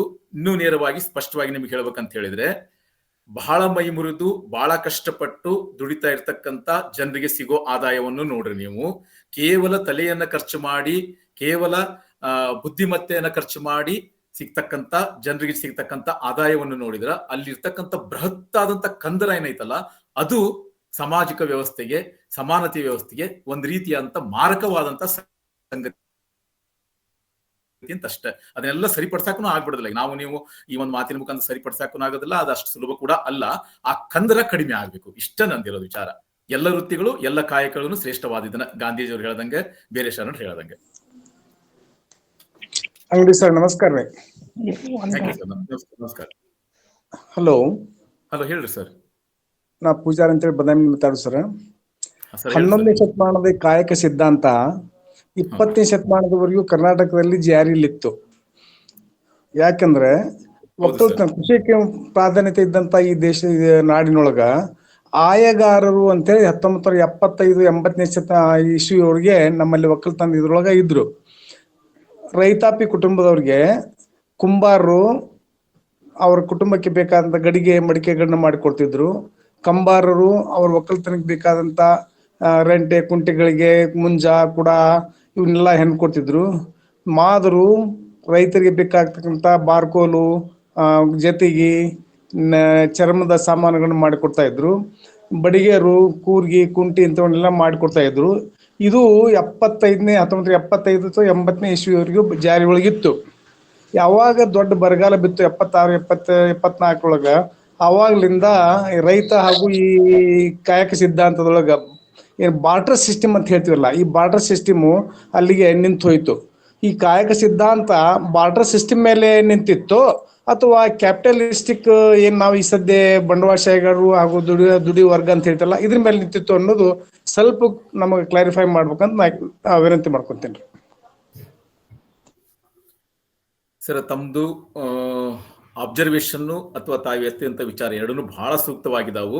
20ನೇ ಶತಮಾನದ ಆರಂಭದವರೆಗೂ ಅಥವಾ 20ನೇ ಶತಮಾನ ಅರ್ಧ ಆಗಲಿವರೆಗೂ ತಾವು ಹೇಳ್ದಂಗೆ ಈ ರೀತಿಯಂತ ಆಯ್ಗಾರರ ವ್ಯವಸ್ಥೆ ಗ್ರಾಮೀಣ ಪ್ರದೇಶದೊಳಗಡಿತ್ತು. ನಾನು ಸಣ್ಣವಿದ್ದಾಗ ಸ್ವಲ್ಪ ಮಟ್ಟಿಗೆ ಅದನ್ನು ನೋಡಿದ ಅನುಭವ ಕೂಡ ನನಗಿದೆ ಸರ್. ತಮ್ಮ ಪ್ರಶ್ನೆಗೆ ಉತ್ತರ ಹೇಳಬೇಕಂತ ಹೇಳಿದ್ರೆ, ಅದು ಖಂಡಿತ ಬಂಡವಾಳಶಾಹಿ ವ್ಯವಸ್ಥೆಯನ್ನ ಆಧರಿಸಿ ಕಟ್ಟಿಕೊಂಡಂತ ಆರ್ಥಿಕ ವ್ಯವಸ್ಥೆ ಅಲ್ಲ ಅವಾಗಿದ್ದು. ಅದು ಸಮಾನ ಕೂಲಿ, ಸಮಾನ ಕೆಲಸ, ಸಮಾನವಾಗಿ ಎಲ್ಲರೂ ಇರ್ತಕ್ಕಂಥ ಒಂದು ಪದ್ಧತಿ ಒಳಗೆ ನಡೆದುಕೊಂಡು ಬಂದಂಥದ್ದು ಇತ್ತು. ಅವಾಗನು ಮೇಲು ಕೀಳು, ಮೇಲ್ವರ್ಗ, ಕೆಳವರ್ಗ ಅಂತೆಲ್ಲ ಇದ್ವು. ಆದ್ರೆ ಅವತ್ತ ಬಹುಸಂಖ್ಯಾತರು, ಉದಾಹರಣೆಗೆ ಒಂದು 100 ಜನ ಅಂತ ತಗೊಂಡ್ರೆ 90%ಗಿಂತ ಹೆಚ್ಚು ಜನರು ಹೆಚ್ಚು ಕಡಿಮೆ ಒಂದೇ ರೀತಿಯಾದಂತ ವೃತ್ತಿ ಅಂದ್ರೆ ಕೃಷಿ ಮತ್ತು ಕೃಷಿ ಸಂಬಂಧಿ ವೃತ್ತಿ. ನೀವು ಹೇಳ್ದಂಗೆ ಎಲ್ಲ ಕೃಷಿಕರೇ ಇರ್ಬೇಕಂತೆಲ್ಲ, ಕೃಷಿಕರ ಜೊತೆಗೆ ಆಯ್ಗಾರರು ಅಂತ ಏನಿದ್ರಲ್ಲ, ಉಪಕಸುಬು ಅಂತ ಏನ್ ಮಾಡ್ತಿದ್ರಲ್ಲ, ಅವು ಯಾವನು ಹೆಂಗಿದ್ವು ಅಂತ ಹೇಳಿದ್ರೆ ತಮಗೂ ಕೂಡ ಅರ್ಥ ಆಗ್ತತಿ. ಗ್ರಾಮೀಣ ಪ್ರದೇಶ ಒಳಗಡೆ ಒಂದನ್ನ ಹೊರಗಿಟ್ಟು ಮತ್ತೊಂದನ್ನ ಕಲ್ಪಿಸೋದು ಕೂಡ ಸಾಧ್ಯ ಇರ್ತಿದ್ದಿಲ್ಲ. ಉದಾಹರಣೆಗೆ ಕೃಷಿನ ತಗೊಳ್ರಿ ನೀವು, ಪಶುಸಂಗೋಪನೆಯನ್ನ ಹೊರಗಿಟ್ಟು, ಜಾನುವಾರುಗಳನ್ನ ಹೊರಗಿಟ್ಟು 50 ವರ್ಷದ ಹಿಂದಿನವರೆಗೆ ಕೃಷಿಯನ್ನ ನಾವು ಕಲ್ಪನೆ ಕೂಡ ಮಾಡ್ಕೊಳ್ಳೋದಕ್ಕೆ ಸಾಧ್ಯ ಇರಲಿಲ್ಲ. ಅವಾಗ ಏನಾಗ್ತಿತ್ತು ಅಂತ ಹೇಳಿದ್ರೆ ಬೇರೆ ಬೇರೆ ಆಯಗಾರರ ಮೇಲೆ ಪರಸ್ಪರ ಅವಲಂಬನೆ ಇತ್ತು. ಅದೊಂದು ರೀತಿಯಾದಂತ ಕೊಡುಕೊಳ್ಳುವಿಕೆಯಾದಂತ ಒಂದು ಜೀವನ ಕ್ರಮ ಇತ್ತು. ಹಿಂಗಾಗಿ ಅದ್ ಹೆಂಗಂತ ಹೇಳಿದ್ರೆ ಅದು ಕ್ಯಾಪಿಟಲಿಸ್ಟ್ ಸಿಸ್ಟಮ್ ಅಲ್ಲ, ಒಂದ್ ರೀತಿಯಂತ ಕಮ್ಯುನಿಸ್ಟ್ ಸಿದ್ಧಾಂತ ಅಂತ ಹೇಳ್ಬೋದು. ಸ್ವಲ್ಪ ರಾಜಕೀಯವಾಗಿ ಅದನ್ನೊಂದು ರಾಜಕೀಯ ಸಿದ್ಧಾಂತವಾಗಿ ನಾವು ತಗೊಳ್ಳೋದಾದ್ರೆ ಅದೊಂದು ರೀತಿಯಾದಂತ ಕಮ್ಯುನಿಸ್ಟ್ ಸಿದ್ಧಾಂತ ಅಥವಾ ಸೋಷಿಯಲಿಸ್ಟ್ ಸಿದ್ಧಾಂತ, ಇನ್ನು ಸಮಾಜವಾದಿ ಸಿದ್ಧಾಂತ ಅಲ್ಲಿವರೆಗೂ ಇತ್ತು, ಜಾರಿ ಒಳಗಡೆ ಇತ್ತು, ನಿಮಗೂ ಎಲ್ಲ ಗೊತ್ತೈತಿ. ಆ ರೀತಿಯಾದಂತ ಒಂದು ವ್ಯವಸ್ಥೆ ಒಳಗಡೆ ಅದು ನಡ್ಕೊಂಡು ಬಂತಂತಂದು ನಾನು ಈ ಸಂದರ್ಭದಲ್ಲಿ ತಮಗೆ ಹಂಚ್ಕೋಬಹುದು sir. Thank you sir. Sir, ಈಗ ಇನ್ನೊಂದು ಪ್ರಶ್ನೆ ಏನಂದ್ರೆ, ಈಗ ಸಾಕಷ್ಟು ಜನ ಈಗ ಮಠಾಧೀಶರು ಅಂತ ಏನಿದಾರಲ್ಲ ಇವತ್ತು ಇತ್ತೀಚೆಗೆ, ಅವರು ಮೂಲತಃ ಅದು ಯಾವ 12ನೇ ಶತಮಾನದಲ್ಲಿ ಮಠಾಧೀಶರ ಕಲ್ಪನೆ ಇತ್ತೋ ಇಲ್ಲೋ ನನಗೆ ಗೊತ್ತಿಲ್ಲ. ಬಟ್ ಈಗಂತೂ ಅದನ್ನ ಆ ಒಂದು ವಿಚಾರಗಳನ್ನ ಪ್ರಚಾರ ಪಡಿಸ್ಲಿಕ್ಕೆ, ಜನರಿಗೆ ಮುಟ್ಟಿಸ್ಲಿಕ್ಕೆ ಸಾಕಷ್ಟು ಸಾವಿರಾರು ಸಂಖ್ಯೆ ಮಠಗಳನ್ನು ನಾವು ಕಾಣ್ತೀವಿ. ಬಟ್ ಈಗ ಮಠಾಧಿಪತಿಗಳಿದಾರಲ್ಲ, ಅವರು ಕಾಯಕ ಮೈಮುರಿದು ಮಾಡ್ತಕ್ಕಂಥ ಕೆಲಸಗಳಿಗಿಂತ ಹೆಚ್ಚಾಗಿ ಪ್ರವಚನ ನೀಡ್ತಕ್ಕಂಥದ್ದು ಅಥವಾ ಜನರಿಗೆ ತಿಳುವಳಿಕೆ ನೀಡ್ತಕ್ಕಂಥ ಬೌದ್ಧಿಕ ಮತ್ತು ಮಾನಸಿಕ ಕಾರ್ಯವನ್ನು ಮಾಡ್ತಾ ಇದಾರಲ್ಲ, ಅದ್ರ ಬಗ್ಗೆ ಒಂದು ಕ್ಲಾರಿಫಿಕೇಶನ್ ಹೇಳಿ. ಅದೇ ರೀ, ಒಂದ್ ರೀತಿ ಒಳಗಡೆ ನೋಡಿದ್ರೆ ಬಸವಣ್ಣನ ಒಂದು ವಚನ ಬಂದ್ಬಿಡ್ತತಿ, ಸ್ಥಾವರ ಕಳಿವುಂಟು ಜಂಗಮ ಕಳಿವಿಲ್ಲ. ಅವರು ಜಂಗಮರನ್ನ ಕುರಿತು ಮಠಾಧೀಶನ ಕುರಿತಾಗಿನ ಹೇಳಿದಾರೆ. ಜಂಗಮರ ಅಂತ ಹೇಳಿದ್ರೆ ಜಾತಿ ಜಂಗಮರಲ್ಲ, ಅವತ್ತು ವಿವಿಧ ಕಾಯಕವನ್ನ ಮಾಡ್ತಾ ಇರ್ತಕ್ಕಂಥ ಜಂಗಮರು. ಉದಾಹರಣೆಗೆ ನಾನು ಹೇಳಿದೆ, ತೆಕ್ಕೆಯ ಕಾಯಕ, ಶಸ್ತ್ರದ ಕಾಯಕ, ಮುಳ್ಳಾವಿಗೆ ಕಾಯಕ, ಜಂಗಿನ ಕಾಯಕ, ಗಂಟೆ ಕಾಯಕ ಅಂತಂದು ಇವರು ಅವಾಗ ಜಂಗಮರಾಗಿದ್ರು. ಅವರು ಎಂದೂ ಒಂದು ಊರಲ್ಲಿ ನೆಲೆ ನಿಲ್ತಿದ್ದಿಲ್ಲ. ತಾವು ದಯವಿಟ್ಟು ಗಮನಿಸಬೇಕು. ಮಠಗಳು ಅಂತ ಹೇಳಿದ್ರೆ ಅಷ್ಟೇ ಅಲ್ಲ, ಅನುಭವ ಮಂಟಪ ಅಂತ ಹೇಳಿದ್ರೆ ನೀವು ಬೇರೆ ಬೇರೆ ಚಿತ್ರಪಟದ ಮೇಲೆ, ಬೇರೆ ಬೇರೆ ಫೋಟೋ ನೀವು ನೋಡಿರ್ಬೋದು. ಅನುಭವ ಮಂಟಪ ಅಂತ ಒಂದು ಬೋರ್ಡ್ ಹಾಕಿ ದೊಡ್ಡ ದೊಡ್ಡ ಪಿಲ್ಲರ್ಗಳು, ಕಟ್ಟಡಗಳು ಅಂತವೆಲ್ಲ ಇದ್ದಿದ್ದನ್ನ ನೋಡಿದ್ರಿ. ಅಂತ ಕಟ್ಟಡ ಕೂಡ ಇರ್ಲಿಲ್ಲ ಅನುಭವ ಮಂಟಪಕ್ಕೆ. ಅದೊಂದು ಕಲ್ಲು ಬಂಡೆಗಳಿರ್ತಕ್ಕಂತ ಒಂದು ಪ್ರದೇಶ ಇರ್ತಿತ್ತು ಬಸವ ಕಲ್ಯಾಣದೊಳಗಡೆ. ಅಲ್ಲಿ ಶರಣರೆಲ್ಲ ಸೇರ್ತಿದ್ರು. ಅದೇನು ಸೇರ್ತಿದ್ರಲ್ಲ ಆ ಜಾಗನೇ ಅನುಭವ ಮಂಟಪ. ಅಲ್ಲಿ ಯಾವುದೇ ರೀತಿಯಂತ ನಿರ್ದಿಷ್ಟವಾದಂತ ಗಾರೆ, ಸಿಮೆಂಟ್ ಹಾಕಿ ಕಟ್ಟಿದಂತ ಕಟ್ಟಡ ಇರಲಿಲ್ಲ. ಆ ದೃಷ್ಟಿಯಿಂದ ನೋಡಿದ್ರೆ ಮಠಗಳು ಏನಂತ ಹೇಳಿದ್ರೆ ಅವು ಬೇಕು. ಎದಕ್ ಬೇಕಂತ ಹೇಳಿದ್ರೆ ಈ ಒಂದು ಕಾಯಕ ಪ್ರವೃತ್ತಿಯನ್ನ, ಶರಣರ ಸಿದ್ಧಾಂತವನ್ನ, ಶರಣರ ವಿಚಾರಧಾರೆಯವನ್ನ ಪ್ರಸಾರ ಮಾಡೋದಕ್ಕೆ ಬೇಕು. ಪ್ರಸಾರ ಮಾಡ್ಬೇಕಂತ ಹೇಳಿದ್ರೆ ಮೊದಲು ಅವ್ರು ಅಳವಡಿಸ್ಕೋಬೇಕು. ನೀವ್ ಹೇಳ್ದಂಗ ನಂದು ಕೂಡ ಆ ವಿಚಾರದಲ್ಲಿ ತಕರಾರು ಇದೆ. ಅನೇಕ ಮಠಮಾನ್ಯಗಳು, ನೇರವಾಗಿ ನಿರ್ದಿಷ್ಟವಾಗಿ ಹೇಳ್ಬಿಡ್ತೇನೆ, ಅನೇಕ ಮಠಮಾನ್ಯಗಳು ಶೈಕ್ಷಣಿಕ ಸಂಸ್ಥೆಗಳನ್ನ ಕಟ್ಟಿಕೊಂಡು ಕ್ಯಾಪಿಟೇಷನ್ ಸಂಗ್ರಹ ಮಾಡಿಕೊಂಡು ಯಾವ ಒಂದು ಕಾರ್ಪೊರೇಟ್ ಸೆಕ್ಟರ್, ಯಾವ ಒಂದು ಕಾರ್ಪೊರೇಟ್ ವಲಯಗಳಿಗೂ ಕಡಿಮೆ ಇಲ್ಲದ ರೀತಿ ಒಳಗಡೆ ವೈಭವೋಪೇತವಾದಂತ ಜೀವನವನ್ನ ಮಾಡ್ತಾ ಇದ್ದಾರ. ಅದಕ್ಕೆ ಸಾಕ್ಷಿ ಪುರಾವೆನ ಒದಗಿಸುವಂತ ಅನೇಕ ಸಂಗತಿಗಳು ನಡೆದಿದ್ದಾವು, ಅನೇಕ ವಾದ ವಿವಾದಗಳು ಸೃಷ್ಟಿಯಾಗಿದ್ದಾವು. ಅದಕ್ಕೆ ಒಟ್ಟಾರೆಯಾಗಿ ನಾನು ಏನ್ ಹೇಳ್ಬೇಕಾಗಿತ್ತು ಅಂತ ಹೇಳಿದ್ರೆ, ನಿಜವಾಗ್ಲೂ ಮಠ ಅಂತ ಅದು ಅನಿಸ್ಕೋಬೇಕಂತ ಹೇಳಿದ್ರೆ ಅಲ್ಲಿರ್ತಕ್ಕಂಥವ್ರು ವಿರಕ್ತರೋ ಅಥವಾ ಸ್ವಾಮೀಜಿಯವರೋ ಮಠಾಧೀಶ ಅಂತ ಅನಿಸ್ಕೋಬೇಕಂತ ಹೇಳಿದ್ರೆ ಅವರು ಬಸವಣ್ಣನ ಕಾಯಕ ಮತ್ತು ದಾಸೋಹ ಸಿದ್ಧಾಂತದಲ್ಲಿ ನಡೆದ್ರೆ ಮಾತ್ರ ಅವು ಮಠಗಳು, ಅವರು ಸ್ವಾಮಿಗಳು. ಇಲ್ಲ ಅಂತ ಹೇಳಿದ್ರೆ ಅವರು ನಿಮ್ಮರಂತ ರೀತಿ ಒಳಗಡೆ ಸಾಮಾನ್ಯ ಜನರು ಮಟ್ಟಕ್ಕನ್ನ ಬಂದ್ಬಿಡ್ತಾರ ಅನ್ನೋದು ನಾನು ಸ್ಪಷ್ಟವಾಗಿ ಈ ವೇದಿಕೆ ಮುಖಾಂತರ ಹೇಳೋದಕ್ಕೆ ಪ್ರಯತ್ನವನ್ನ ಮಾಡಾಕತ್ತೇನೆ. ತಮ್ಮ ಪ್ರಶ್ನೆ ಉತ್ತರ ಸಿಕ್ತಂತ ಅನ್ಕೊಂಡಿನ.